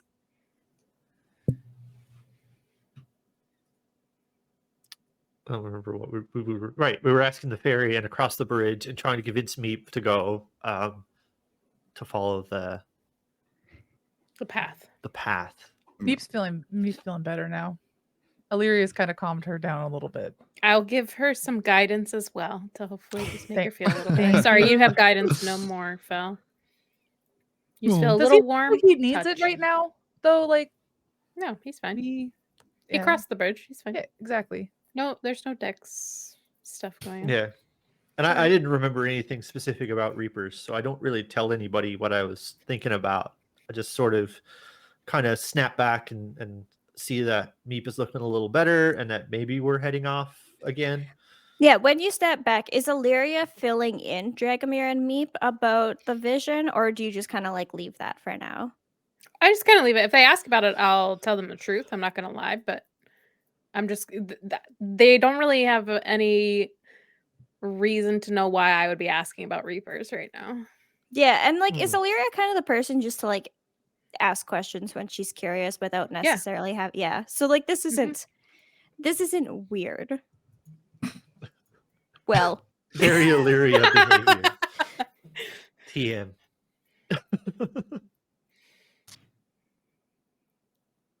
what'd you like to do? The mushrooms are still leading us the way to go. Yeah, some of them are having like a little bit of a rave off in the distance. There's Um, like EDM playing through the forest. Everybody, That we can't hear. my Yeah, legs no, it's hurt. mushroom EDM. You don't get to hear it. No. So what do I remember of how the Deva worded it? About So the the Reapers? Deva basically has asked you to meet with like talk to a Reaper. They didn't Just actually talk say, to a Reaper? yeah, they basically would just like you to meet with a Reaper.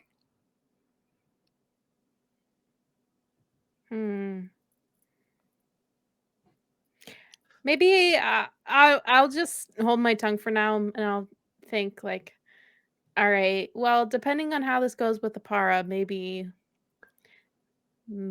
I'll like continue saying Solzadel's name. The But for fairy now, is I'm not like, going I to. swear. I don't say this On out loud. I'm just all- thinking it. I Okay. say it out loud because it's fun to say. You say Solzadel? Zottle sounds like Axel. Lottle, Zottle. Oh, Zottle. I just start singing it. Oh. The fairy like puts its hands in its head and it's like, I can't, and it like poofs, and then there's like a moment of silence, well, other than me singing, and then it poofs back and it's just like, no, I can't sit here in silence. I need you to stop saying that name. Okay. Are there a lot of dead things here that are supposed to be dead? Like, not, it's complicated. I don't really know how much I should be telling you because Oh, but y'all but keep you saying the know. name. We're telling we'll us a lot of stop. other things. we can stop. You stop saying the name if I tell you. Yeah, absolutely. Okay, so like Apara's wife is like a little bit dead. She's like she's a Oh. little bit dead. Are But there- if nobody notices, they can stay here together and everything's fine. Okay. And we can all stay here and we could be safe. Okay. Okay. Yeah. Me cut it out for now at least. And she stops. she stops. So Just for now. it does sound really cool, though. You have to admit, Illyria. It's a cool name. It's a great name, yes. Yeah, it's great. Fell is There just are other talking really to good- a tree. There are other really good god names though. You could do like my god, Ranthinos. Ranthinos. I have a question. Does Ranthinos rhyme with axolotl, though? No, but what about No. Gratiana? You can Bust come up down. with something to rhyme. Obaniana? You can come up with something to rhyme with Zorbus, right? Ooh, Zorbus. Yeah. No. You like wealth, right? I like what? Wealth. Ah, Okay. Well, I like things. knowledge. What about Zoltris? That sounds like a Pokemon. I like it. Okay. What's a That's what Pokemon? my partner said when I was naming them. It's fine. Who is actively a Pikachu, likes the Pokemon God. Noted. What is Fel just like taking a moment to talk with the tree? Like, this is what I have to deal with every single day. 100 some years, I was by myself. I was with you all, just in the forest, and it was fine. It was silent. I was just walking through, drawing things, enjoying I don't know if enjoying is the right way to describe it. There was a lot of death. You'd be amazed how no one pays attention to where they step. I mean, I guess I don't have to tell you, we probably have things crawling up all over you all the time, but no one pays attention. And then I find Meeb's like, let's go on this flying ship. And the one time, like, you know what? All right, maybe I can find this thing that I'm looking for. We get on the ship, fucking, it just explodes. We get shot out of the sky. We fall down. There's a bunch of carnage, of course, because there's always got to be carnage when you're around people. And now I'm here. It's just, it's a lot. Are you saying this all out loud or is this in your head? It has to be out loud. Yeah, And how does this make you feel?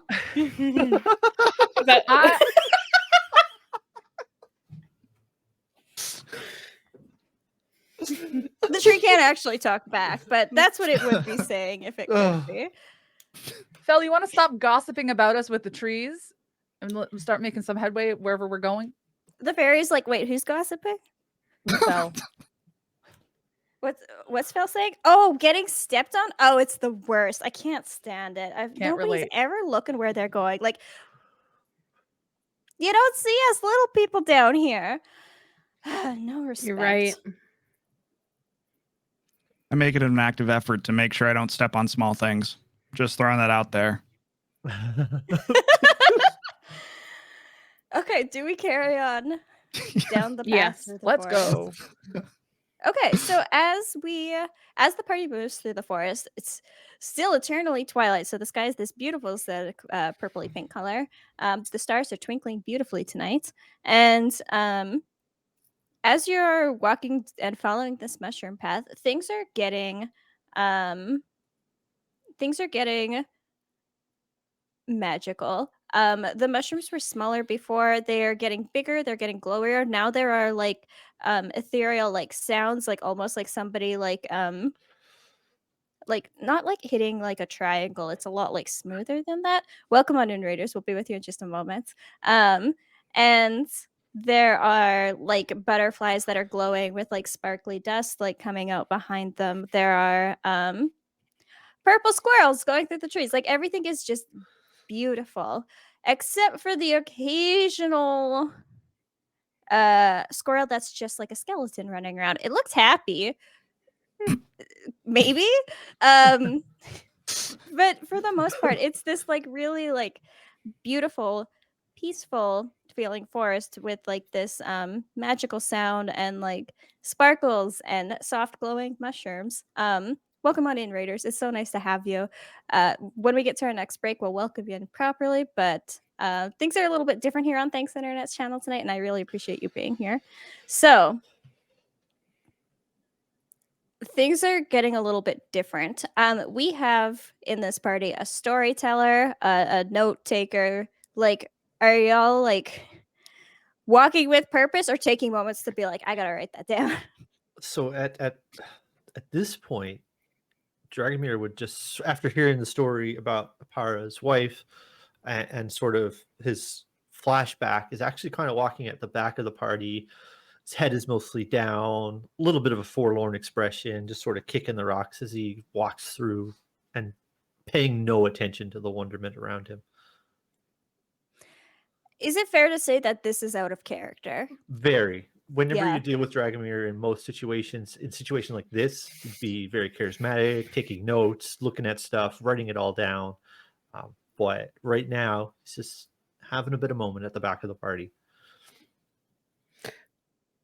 With would Illyria know that I don't think Illyria would have ever seen Dragomir like this in any situation. okay. Well, would Illyria know that your deity is Zolzadal? I don't think anybody would. Okay. Pretty reserved dude. Just Doesn't curious. really tell people about stuff. Meep's complaining. What are you complaining about? It's My so legs beautiful. hurt and my cape is wet on the bottom. We've been walking for so long. But we're almost there. The Like, we fairy's have to be like, getting oh, I close." hear ya. Well, like, it's gonna take a little. I'm not You gonna hit lie and your- say it's like right up ahead. It's gonna take a little You're- bit longer. You're hitching a ride on Illyria's shoulder. You don't hear me. You're not walking. Well, normally I walk. Well, I have wings, so that's not entirely true. But like, I had to like. There's this one time when like I was younger that like I ate a little too many mushrooms the night before, if you know what I mean. And like Been I there, could yeah. not fly the next day. It was just like migraine central. Like I had to walk all over the place. And it was combined with the migraine. Terrible day. So I You get me. understand what you're going through, like a little bit. Yeah. Thank you. Yeah, it hurts. I just want to get there. Where is Apara's house? How far are we? Little fairy, little sprite. How far are we? Well, like if I was gonna fly there, it would take probably like half an hour. What about? But like 4-foot I'm elf? also like I was like the fastest flyer step. in my class growing up. my God. Like not to brag, it's just a fact. I just turn around and start walking away. I just start walking in front of Illyria and the sprite give up on it and just start like dragging my little feet. You know the sprite is a lot when Meep is tired of making her friend. It's very extra sprite. I'm here for it. Mhm. Okay, so we kind of keep moving. Meep is tired. Dragomir is having a little bit of angst at the back of the party. Yeah. What about Fel and Illyria? Like, how are they taking it all in? Or I am soaking it in because it's so beautiful.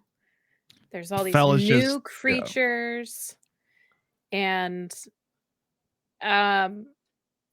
like the natural cycle of life includes death, so she's not like really weirded out by the dead animals.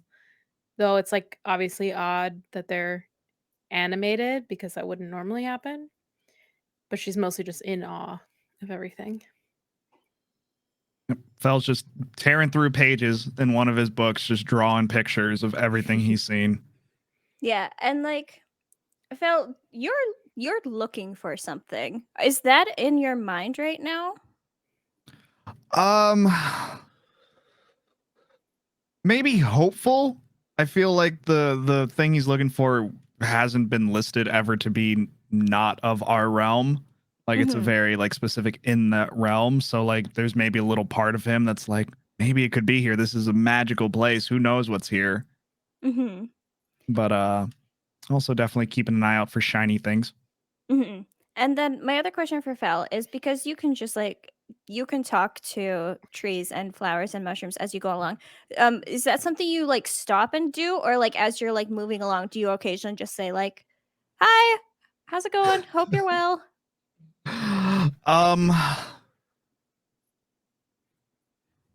That's a good question. I think he is just too focused on visualizing everything, like getting it written down, that it's like not even in his brain to go talk. It's just research, like leaving little question marks of like, what is this called? What maybe is there a way to replicate this back home? Like things like that. So Are you Mhm. looking for a particular plant? Oh dear God, you're always so quiet. I never remember when you sneak up on me. Are you looking for a particular plant? Well, okay, you're there. I've gotten small, but I I can be loud. yes, Meep. I've been going through my notes, and we've been on travel long enough that I've honestly forgotten about what I was originally doing. We've gotten into some adventures, but I'm trying to find this particular plant What's it? that isn't very much in the records and the tomes and whatnot. It exists. It has to. But What? finding it has not been easy. And does it have a name? There's different. I've been trying to piece it together. Like There's colloquialism? red leaf. There's it gets lost in translations. What do you call it? Pain in my ass. So I want to know if I could possibly use locate animals or plants right now. For Let's pain take in a my look. ass. All right. Let me just double check. I just want to read the spell. Locate animals and plants. Yeah, or plants. Yeah.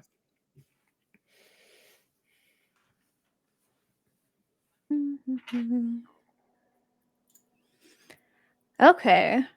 Second level divination. Describe or name a specific kind of beast or plant. Concentrating on the voice of nature in your surroundings, you learn the directions and distance to the closest creature or plant of that kind within 5 miles, if any present. So, are you gonna do it with the name Pain in My Ass?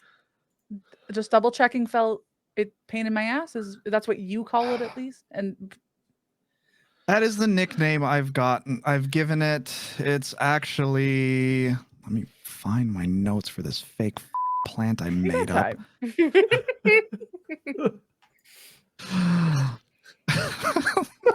Why did I give it a name that's hard for me to say? This was the dumbest decision I've Australian ever. red leaf is Yeah, what's written in your Australian goal. red leaf. Yes. So it's from my understanding and the translations, it breaks down to in common the Australian red leaf. Okay.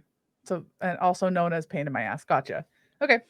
The little fairy starts being like, "Oh, I once dated a guy from Australia. It's apparently like the water runs a different way there. It's wild. I don't. He was toxic. Let me tell you, it was not a good relationship. Oh my god, toxic people are the worst. I just start gossiping with the sprite, like now getting along with it. Yeah, it starts telling you about their tragic dating history. Meep, weren't you gonna do a spell or something? I'm gonna cast detect. What is it? Locate animals or plants. Yep. What does it look like when you cast this? It looks like it can look like whatever I want. Yeah. Okay. It looks like a capybara jumps out of me. And it's kind of like slightly translucent and it's pink. And it starts sniffing around. That is adorably amazing. Oh my god. You go find it. Come on, find the Australian red leaf.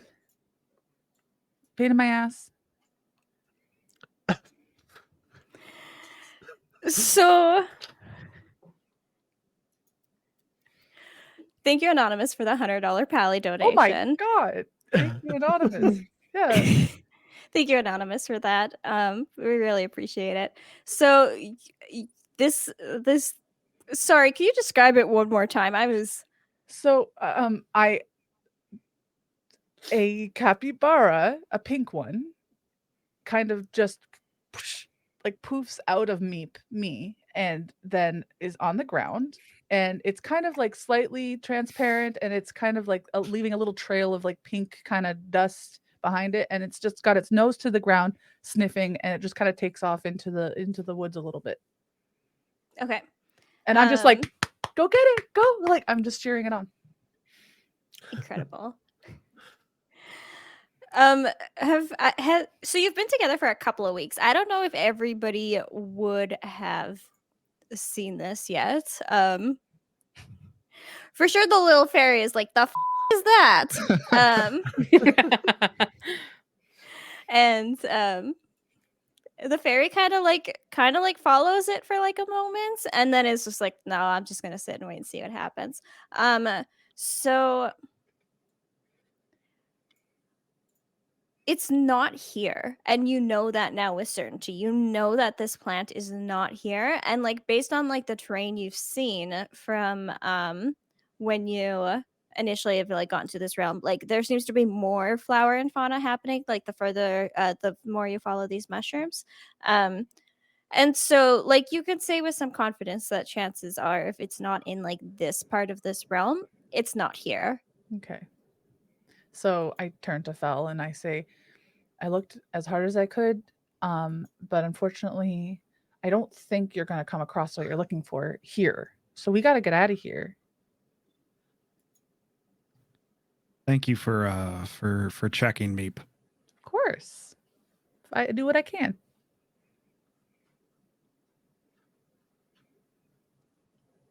You probably see him actually, like, as much as he knew it wasn't here, there's still a little bit of disappointment that. Mm-hmm. Yeah.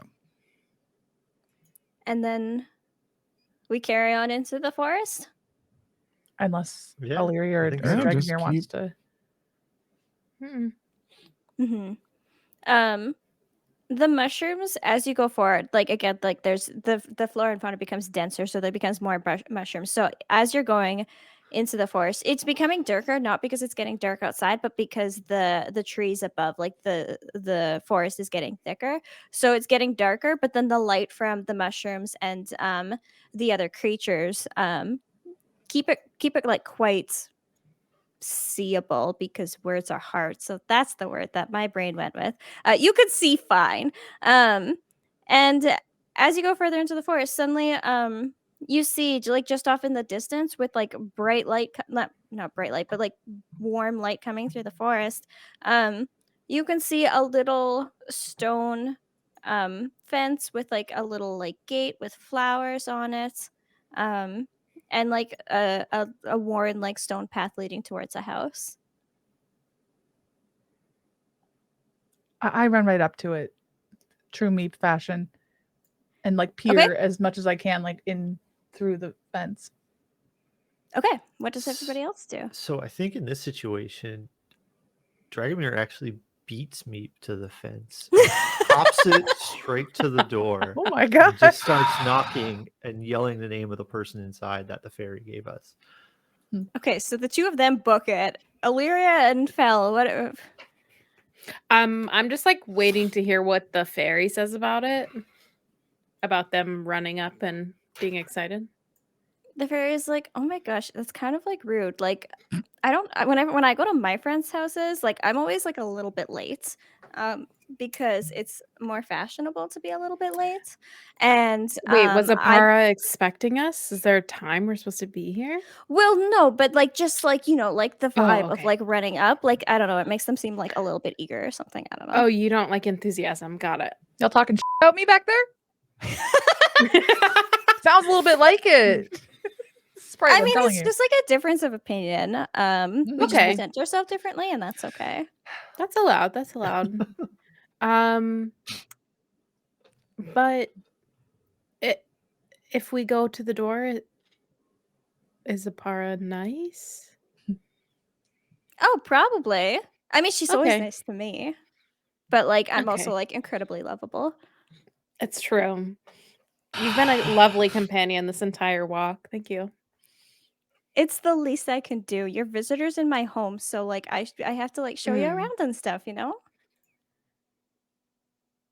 Yeah, we certainly wouldn't have made it here without your help. It's true. You looked so lost before I came over here. We were Right. very your lost. faces.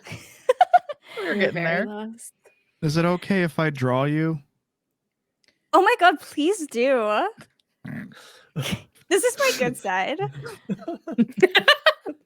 I love this fairy. Make sure you check like you got to get the angle of my cheekbones right because it Well, ties yeah, the whole I'm- look together. Yeah, I'm not. Just wait.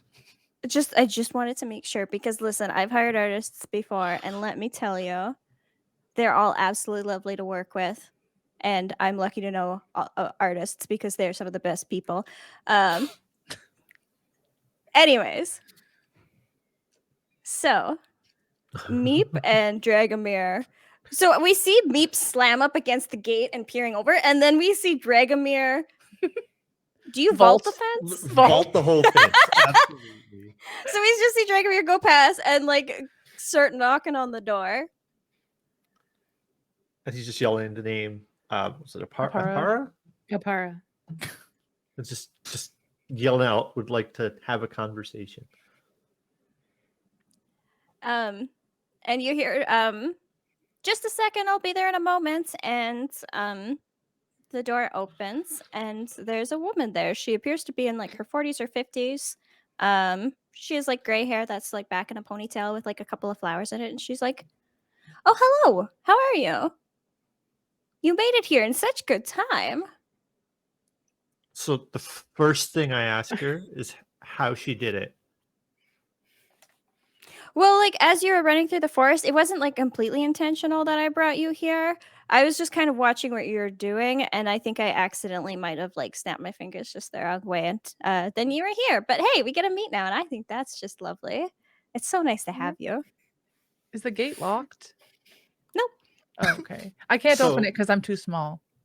That's the problem. So I'm Dragomir still in very, front. very quickly after that answer says, "No, I mean your wife. How did you do it?" To the point. Oh, So she doesn't stop smiling, but you can definitely see like a shift in her her demeanor, and she says, "I'm so sorry, dear, but there's nothing I can do. It's been too long." And he just sort of turns around and just flops down on the step and stops again and waits for the rest of the party.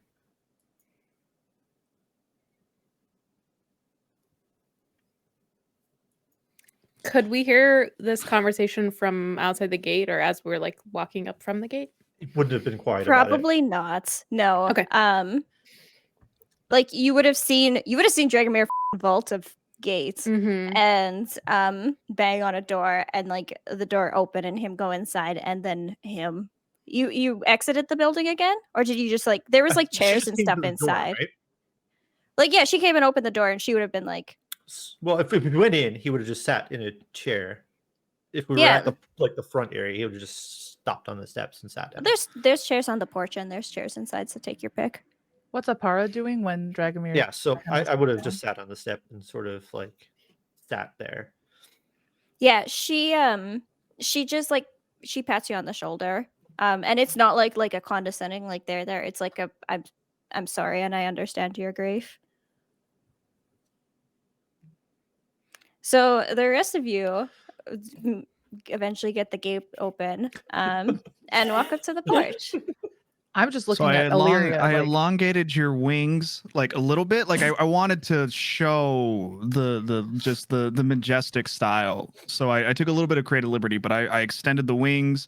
I added a little bit of flourish around you, and then just like I think that your artistic liberties have like really captured something really special about my personality. I don't think they're embellishments. I think that they are like they're like blushing. They're like, "Oh, I look so good. Oh, can I keep this? Can you just like roll that up and just give that to me?" Is that? I typically don't take pages out of my books. Okay, can I just like look at it for a little bit? Like, can I just like sit on your shoulder and just like gaze at it for a Ooh. while? hopping shoulders. Betrayal. Just kidding. You see Fel take a deep breath. Sure. Yeah. Okay, Yeah, thank that's you so fine. much. And he like settles like into your shoulder. There's a lot of shoulder, so it's very comfy for this fairy. I love how Phil Um, just adopts small things.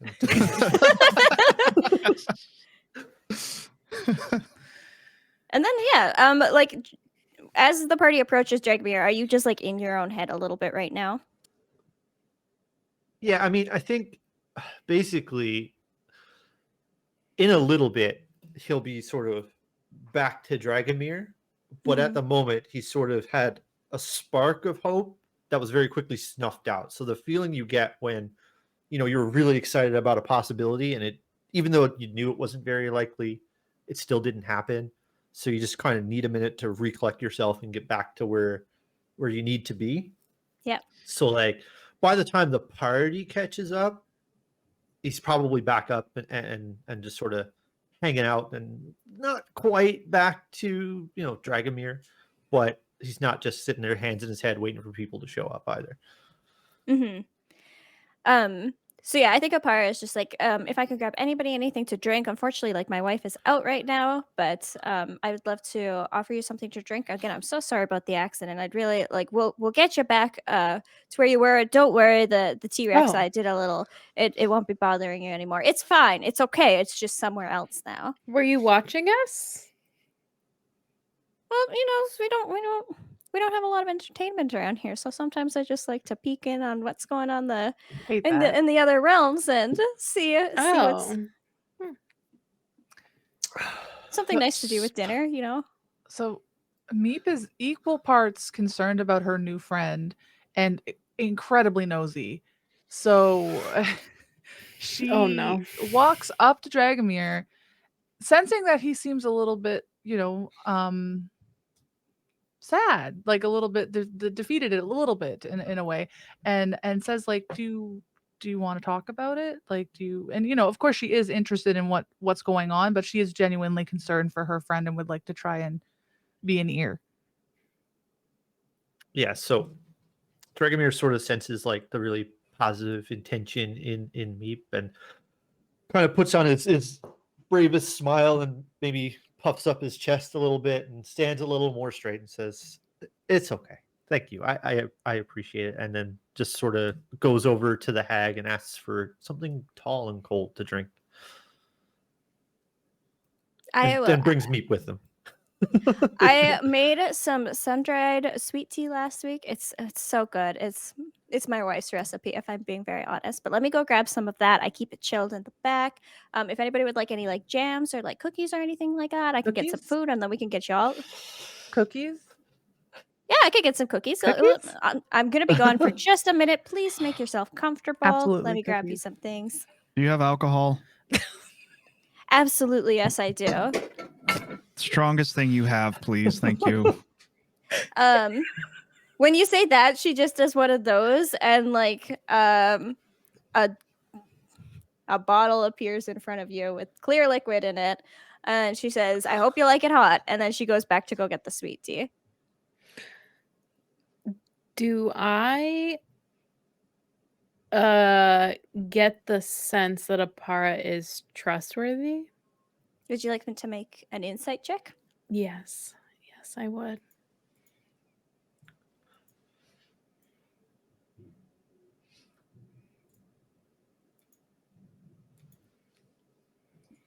Okay, so you got a 19. Would anybody else like, depending on what you're focusing on, if you're focusing on Apara and if you're trying to get a read on her, anybody else is also welcome to make an insight. You don't believe that she just happened to be watching your group. Mm-hmm.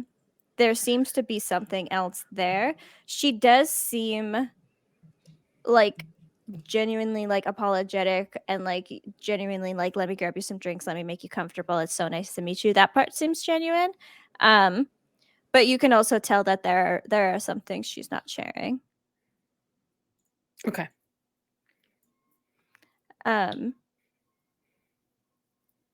Yeah, and then like as she's in the back, you see somebody come out of the forest. They are a half orc. They have like their hair like pulled back off their face. She looks probably around like her 40s. She has like some scars on her body and stuff like that. But other than that, she's not like the skeleton animal. She looks fine. Again, she has like some scars on her body. And she comes back and she smiles and she's just like, "Oh, you're here! I heard Apara had a little like oopsie while we were watching the old mirror the other day. It's so nice to meet you. I was worried I was gonna miss you when I was out. You made it here in good time." Oh, thank you. We weren't sure how to get back to where we came from, so what better than to come here where how we got here in the first place, I guess. She like laughs, and you know when you say something not funny and somebody laughs really, really hard, but like you could tell that it's like genuine and they make you feel like funnier than you are. Mm-hmm. It's like one of those laughs where you're like, yeah, I like this Okay. person. Yeah, Del, I think we all know that laugh. I think we all. Extremely familiar. Yeah. And yeah, she like pats you on the back. It's like, it's so nice to meet you. And she's like strong, and tall, and it's not important, but it's kind of important. And then yeah, like she. She's like, "Yeah, I'm great. It's super nice to meet you. Like, we don't get many visitors around here." And it just starts asking, like, "What's your names? What are you up to?" Well, I know you're running away from a dinosaur, but apart from that, like, what are you up to? Oh, just adventuring, as adventurers do. What's your name? I'm Gray. Gray? Mm. Oh, we haven't had company in so long. This is so lovely. And I think at that point, Apara comes back, and she has a tray of like the drinks that she had said for everybody, and she was like, "I also have something else. I just feel so bad. I can't actually just like poof send you back because there's doors in and out of this space. So I have to send you to one of the doors, but I can give you directions. Let me Okay. just grab you and like she grabs like a broom from the corner, and she's just like, "Here, this might be handy." So she gives it probably to whoever's closest to. So Dragomir, you get a broom. It Broom. looks just like a broom. And she's just like, this is good too. And there's a bag of beans. There are 7 beans in it. And she's like, also, this might. She like looks over to the mantle and just like grabs, and she's like, "Here, take this candle. It is a candle of invocation." And then she's like, "What else do I like?" You can tell she's kind of like, "What do I have?" And she's just like, "Oh, and I had this in the fridge," and gives you a potion of longevity. She's like, "Again, I'm so sorry about this. This never happens. This is so embarrassing. But once you're ready, like everybody can have a drink, and we'll get ready, and then I'll take you back to the waking world, or whatever you want to call it." So I just have some questions. Why were you watching us specifically? Just because of the T-Rex, or? I mean, there wasn't much else going on, like there's always interesting things going on in the world, but it's not every day you get to see people get chased by a Tyrannosaurus Rex. We were rooting for you. Oh, okay. I still think I could have fought it. I think she saved Why were you us. the fastest one running away then? You said run, so I was like, let's run.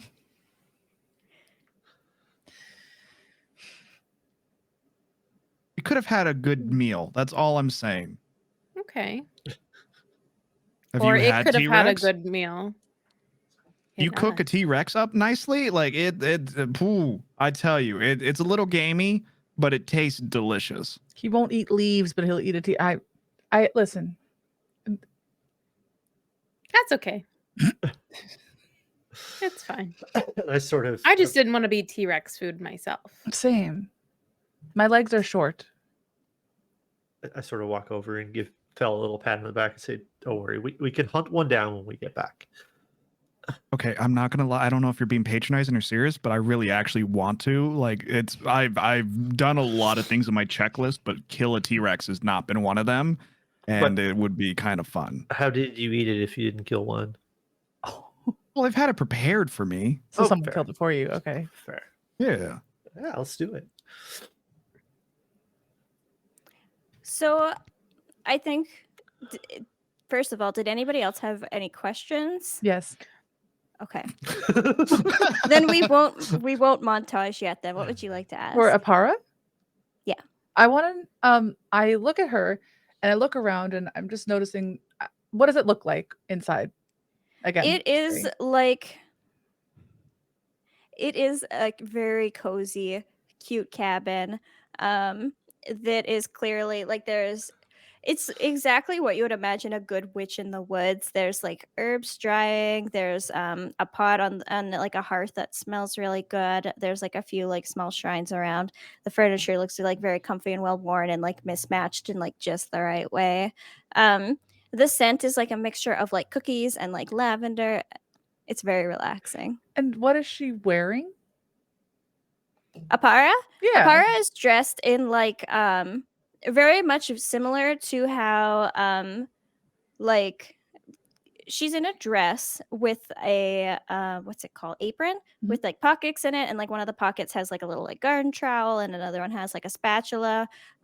She might have like a little like a flower left on her cheek or something like that. Like long braided hair. Her clothes have like patches in it that have clearly been like hand sewn.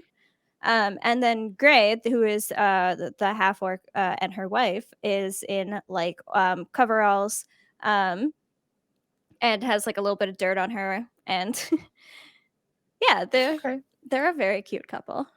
I look at them and I say, "Do you have any hats?" What? Well, we can make you a hat. What kind of hat are you looking You for? make hats? You make hats. You make them with your hands. Apara kind of nods and is like, I can make a lot of things. I am looking for the world's most perfect hat. And I haven't seen a single hat yet today. And I just thought maybe you might have a hat because you have an apron and you have dress and you have like overall, like maybe you have a hat. I just want to know. Apara like thinks very very seriously for a moment. Is like, I could snap my fingers and make you whatever hat you desire, or I could give you a material that you can't find in your world to begin making a hat yourself. I've never made a hat before. Do you have like a blueprint for a hat or something? I have knitting patterns. Illyria, do you know how to knit? No. Dragomir, Vel, do you know how to knit? No idea. I look at the sprite. Do you know how to knit? He's like, no, I've never done that before in my life. I could make you a hat, but I could also give you information about, you could use that candle to talk to somebody about this. Some people think it's myth, but it's real. There's like this this needle that you can get. So you could go look for this needle and then I could give you this thread, and it's magical. So it'll make it easier. So you could make it yourself if you value making things yourself, or I could just snap my fingers and make something. It's really whatever you prefer. It's what your idea of perfect is. It has to be the most perfect hat. And I think that to have the most perfect hat for me, I might need to make it. So the idea of a special fancy magical thread sounds really cool too. But where can I go to find this magical needle? The magical needle is currently owned by one of the other archfey. Okay. The fae who controls the autumn has this needle. Are they friendly fae? Faux fae? They're nicer than winter or summer. Spring's a little bit too nice, if you know what I mean, but I really like fall. Okay. I you know what? Thank you. I will gladly, happily, gratefully take the materials and we will try to find this needle. Right, everybody? Can we maybe? You have been wanting a hobby. And a hat. So it's kind of two birds, one stone, which is a horrible expression. I don't know Two why birds we stoned say at that. once. Two birds stoned at once. Yeah. Oh, sure. I've seen that. It's wild. You're out in the woods. There's not a lot of entertainment. You watch shit happen in front of you. Gray is nodding like, yeah, absolutely. I know exactly what you're talking about. Okay, I'm missing out. So- I have been locked away for a long time, so. Apara reaches into the air, and before she's like snapped her fingers and things have appeared, she reaches into the air, and like a little like circle appears, and she sticks her hand in the circle and grabs something and pulls it out, and then the circle closes, and she hands you a spool with a silvery thread on it. Ooh. I Very take the spool fancy. and I put it in one of my very large pockets and then like button it back up. And I say, thank you. Thank you so much. I didn't think that I'd be able to find that option, but I hope I can make a really cool hat out of it. So, since like getting the feeling that Apara probably can see multiple things, maybe in the real world, having seen us and knows where this fancy needle is, he just sort of takes her over to the side a little, like asks if you can ask her a question about something. Yeah, and I think And- like Gray is maybe getting everybody else ready because I like, yeah, we have to go on a little bit of a hike. We're just gonna go up this hill and then we're gonna get you all out of here. So Gray is getting everybody else ready, but you take a moment to like take Apara aside. and just sort of asks if she knows anywhere, if she can see anywhere, and if she can find the entrance to a coliseum.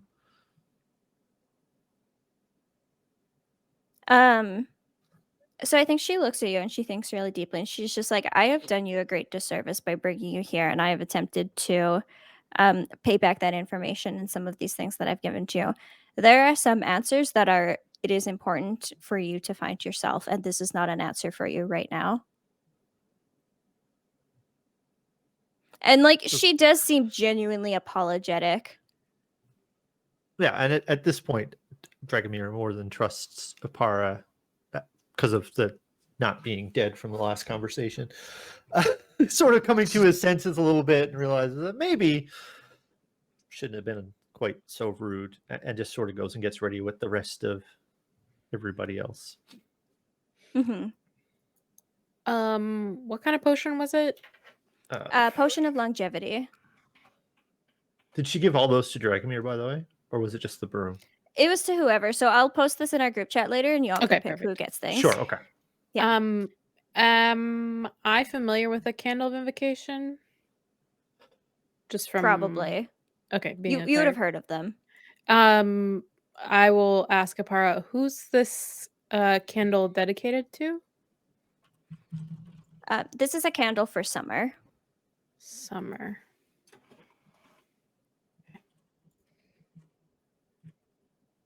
Apara, do you have another bottle of this just so I could take it with me? Or two? Not to be asking for too much, but this is wonderful. Oh, the alcohol? Yes. Oh, yeah, she laughs and she's like, oh, it's Gray's favorite too. And she kind of does the snap and like a bottle appears in each hand and she hands it over to you. Tie that just around my waist. Boop, boop, boop. And then I think we get just a shot of all of you climbing up this hill in this like pink purple glowing light underneath the stars. And you get to the top of this hill and it overlooks everywhere you've come from. You can see the river, you can see the field. And it's beautiful. And as you get up, you're all standing there and you're all looking, and Apara and Gray are behind you, and you're looking at this, and then Apara says, take a step back, and all of you find yourself taking a step back. And as you step back, you find yourself in a different cottage.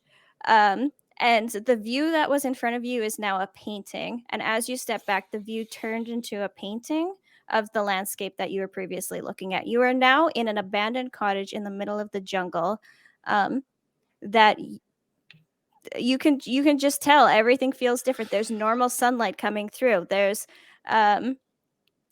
everybody else is gone. There's regular squirrels running around, and you're back in the jungle of the real world. And I think that's where we're going to end today.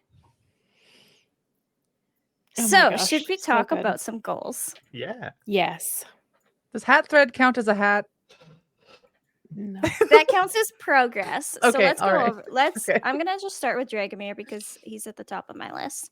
Sure. So your first goal was write one news story to share during travels. You, in the very first hour, have a story about Meep and The small creatures in the stars. the small creatures. So you get one individual goal XP to tick off on your counter. Perfect. Your second goal was get one new piece of information on the Colosseum. Which I did not get. Yeah, I you got a piece of information in that I need to figure it out myself, but that hardly Yeah. counts. Yeah. So, but you do get a pip for making progress on a goal. You learn something Okay. about that, so you get a pip for that. And then the third one was help Keswick with whatever he was asking. So you were asked to help with the monster problem. You didn't have a lot of choice over that one because I poofed you to a different realm. To be fair, you made it back to the right realm, so I would give that as progress so you could have a pip. So you get 3 pips today. And then now let's do Fell. We don't have to. Oh no. Find the Australian red leaf. You know it's not a Fey thing, so you get an experience XP. Did you learn to trust? Did you either learn to trust others or make progress on learning how to trust others? Probably a little, because like the bridge, especially, everyone just being like, "It's fine." So You let the And it was sprite on your fine. shoulder. Yeah, You let the It sprite was come over. great. that's true. I did let the New York sprite on my shoulder. I came and jumped in your bed. Your like other extra bed. The leaf True, bed. I missed that part. I don't I think remember you were that. making dinner. So yeah, So yeah, I would say you get 1 pip for that. And then 3, find the shiniest object for Meep. I don't think you made progress on that. Not a lot of shiny objects. wow. So that's 2 pips for you. And then Illyria. So, first goal, make her appreciate something beautiful every day. You went to a beautiful world and you saw Mhm. stars for the first time. Yes. So absolutely, you get 1 pip for that. You have accomplished that goal. That was an easy goal because Mhm. you'd use an eye of the beholder. Goal 2, continue following Deva's guidance. You have made progress on that. You have been given a quest and you have asked questions and actively sought out information. Goal 3, find dad, question mark. What? Don't worry about My it. dad?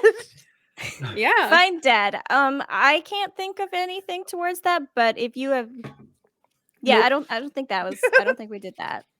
Sorry. No. So no pips for that. And then Meep. Yes.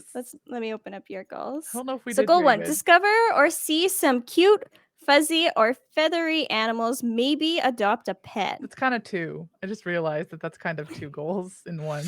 Sorry. I had this question at the beginning because originally I thought you all were gonna fight those little guys with the beard rope things. I Thought about it. tried. Made- I didn't want to fight. I was thinking about I it. don't think you made friends with them, but you didn't fight them. So I guess that's not relevant right now because you didn't make friends with them.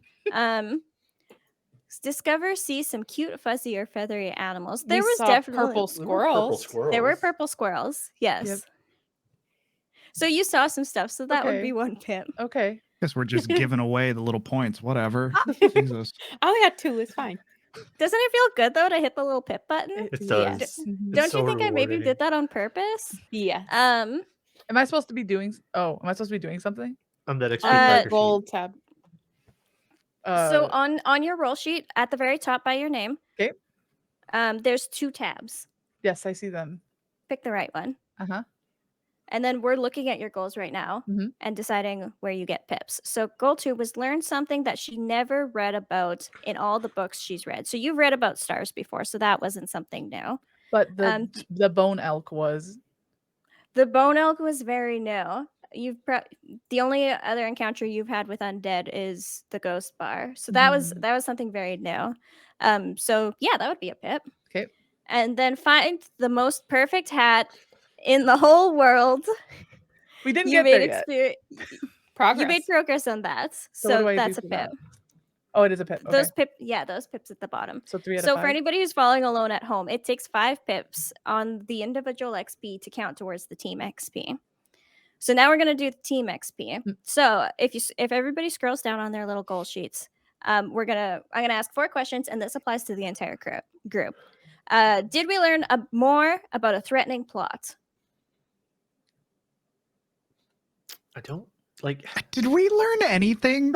Like, We not even in a mean Uh, way. I'm trying to I learned think. Like, that- did we? I learned that Dragomir learned- lost somebody. We learned that vaguely we're supposed to find a Reaper, but we have no real context if that's a threatening plot or not. Yeah. We We learned just that know an that we have to archfey is find one. watching us for Yeah, we're some getting reason. spied on. That's We did learn true. about Yeah, that. you learned an archfey is watching you and keeping tabs on you. You also learned that there are places that the gods can't see. So I would Give say us that pip. yes.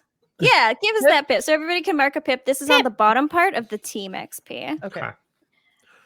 Question The 2. ones Did that- we connect with each other as a team? Absolutely. Yeah. Yeah. Hell No yeah. question. Yeah. Hell yeah, you did. Give me that pip. Yeah, take that pip. Number 3, did we overcome a notable monster or enemy? Yeah, it took some time, but you didn't fight those things, and that would have been hard. So yeah, you did. You overcame a monster by Not a fighting. lot of Shiny trinkets. shiny negotiation. They came in handy. Yep. And number 4, did we learn something new and important about the world? I We mean, learned about I think pocket yes. dimension. Stars. Stars. Fuck, Stars. stars. Mhm. Yeah. You learned Yeah. about stars. The So there fourth you So go. that's Take worth that what, like first 20 hit. of them, right? I learned should mushrooms be- talk to each other. That's true. Mm, And they're yeah. dicks. They helped us. Yeah, after like convincing, like, hey, should we It was a f- little with bit. them? It was a little bit of work. So I have a question about the XP Yeah. to make sure I understand. So, when your personal goal XP goes up, do you add 5 pips to the bottom or 1? So it's 1 pip for progress, or 1 But- pip for accomplishing an easy goal, or 3 pips for accomplishing a medium goal, or 5 pips for accomplishing a hard goal. I don't tell you ahead of time if something is easy, medium, or hard, because if somebody said, I want to pick a flower, and I was like, that's a deadly goal because you're in a flower eating Yeah, yeah. forest, that would give it away. Does that make sense? But how does that tie to the group XP, or does it not at all? So with the individual XP, when you fill your individual bar to 5, you can add a pip to the team XP.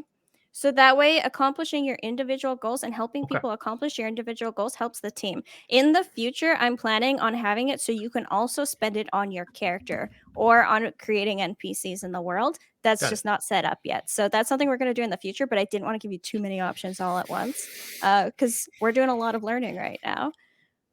But Yeah, once we yeah. hit 5, then we get to do something cool. Yes. Yeah. Okay. Cool. Does that all sound good and make sense to everybody? Mhm. Okay, so to recap everything, you're in a jungle in the favor of a friend, helping with a growing monster problem. Unfortunately, you got chased by a T-Rex and you accidentally fell into a pocket dimension of a Fey realm that is ran by Apira, who is a hag. It seems a little bit suspicious that everything that happened, you have your suspicions about Apira's honesty. And then so you're there, you were gonna fight some things, and then you didn't fight some things. You saw stars, which don't exist in this world for the first time. You learned more about each other.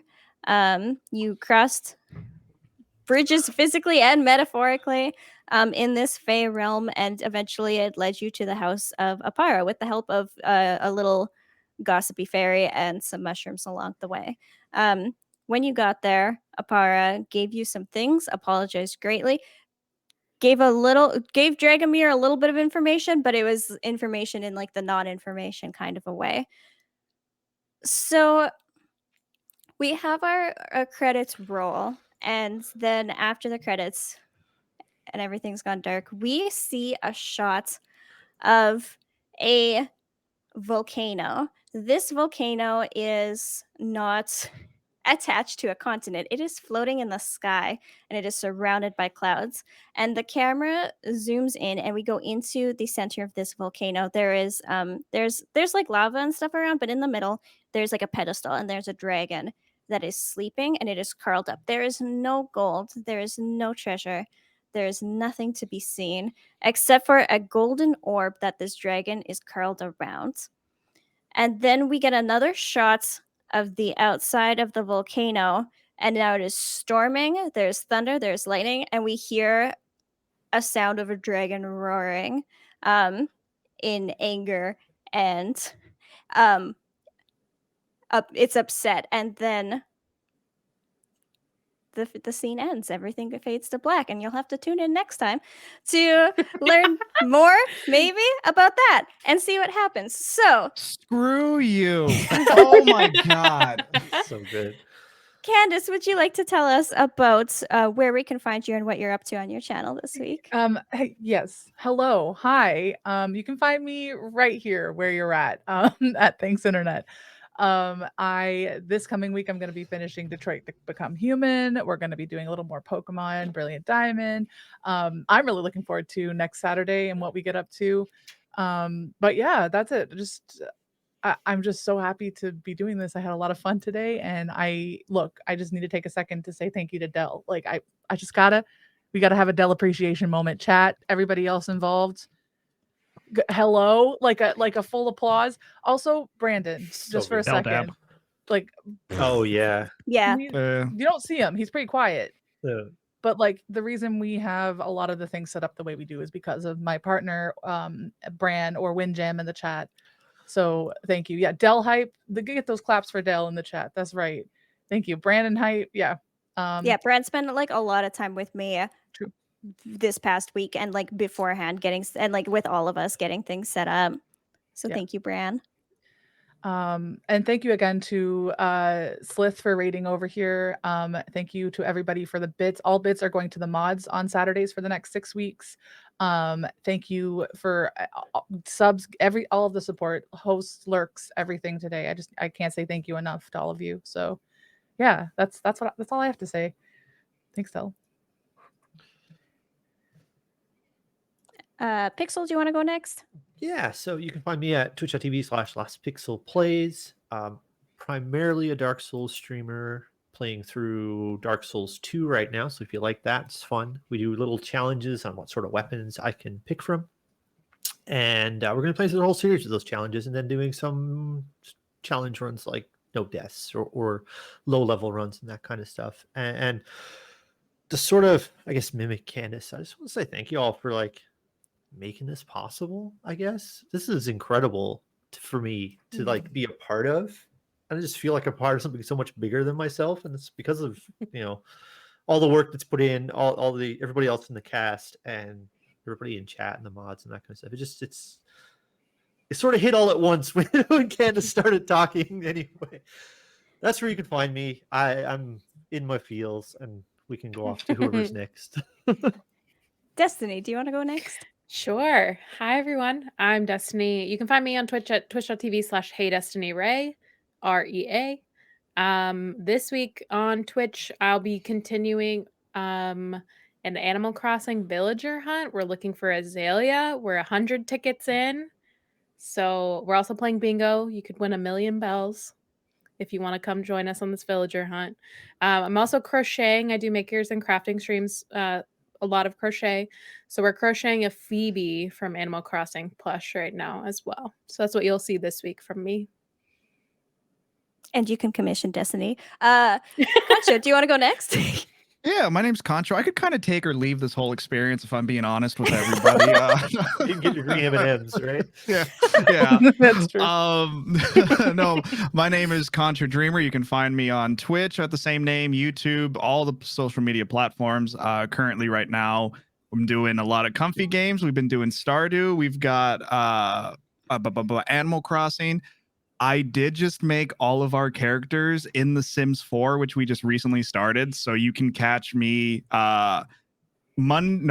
Tuesday, Wednesdays, Fridays, and Sundays on my channel, starting at 5 p.m. PST. And you can come watch all the there. And there's something else. I feel I just got gifted Mario Kart. So we're gonna start doing some Mario Kart nights and whatnot. So woo. Hell yeah. You would think I'd be better at ending this for almost 2 years, but this is the go-to. Like, I might as well just bisexual finger gun. Del, I forgot something. I I Yeah, just go ahead. realized. I am so sorry. The mod team. Can I just Yeah, Yeah. can Yeah. we like Get some hype doing in the chat for the most out mods. hype here. in chat if you can? Your own emotes, Del your friends' Dub. emotes, my emotes. Like the mods, like leading up to this, they've all been like I've been communicating with them and they've been asking questions about it. You don't see behind the scenes what they're doing, but they have been working this entire time. And I cannot say thank you enough to this incredible mod team and how they work together with each other. I'm not crying. You're crying now. Okay, goodbye. Thank you. And Yeah. don't Come on. forget the new chicken wings are at Taco Bell. Did anybody? I haven't Oh gone my yet. God. Oh, Dell hasn't gone. I'm sorry. Yeah, let's hand off to No. Del Wow. real quick. Thanks. Hi, my name is Del. You can call me Del. You can call me Lemon. I am the GM for tonight. I want to thank all of you for trusting me with your safety and for letting me take you on this journey and basically letting me throw whatever at you and seeing what y'all are gonna do in reaction. I don't have a stream schedule right now, so because of reasons. So if you want to see me stream, I'd follow my Twitter account. I'm DelTheLemon over there too. I am planning hopefully to stream tomorrow and do some macaroni art. So that should be at 1 p.m. Eastern. I should be doing macaroni art over on my channel. And then every Saturday on YouTube, I post a vlog that's like 10 minutes long. So that's my stuff that's going on right now. Watch and then all the Dell vlogs. They're Yeah, amazing. go to Dear DelTheLemon God, do on yourself a YouTube. favor and Yep. watch Dell's vlogs. They are they've become my favorite pastime every time there's one that's like put up. They're so good. Aw, thank you. I don't know how to take a compliment, so I'm going to end the show. Thank you all so much for being here. Thank you for going on this journey with us. Thank you for all of the love that you've shown us basically since the one shot. That is pretty much why the reason that we came back. We will be back next Saturday here, twitch.tv/ThanksInternet at 4:00 p.m. Pacific time. And if you want to support us and what we're doing, !DnD, we have a Pally, IntoTheDarkness.show that helps support us. Thank you, everybody who donated tonight. We are, part of that is going towards hopefully commissioning some character art for the future. I think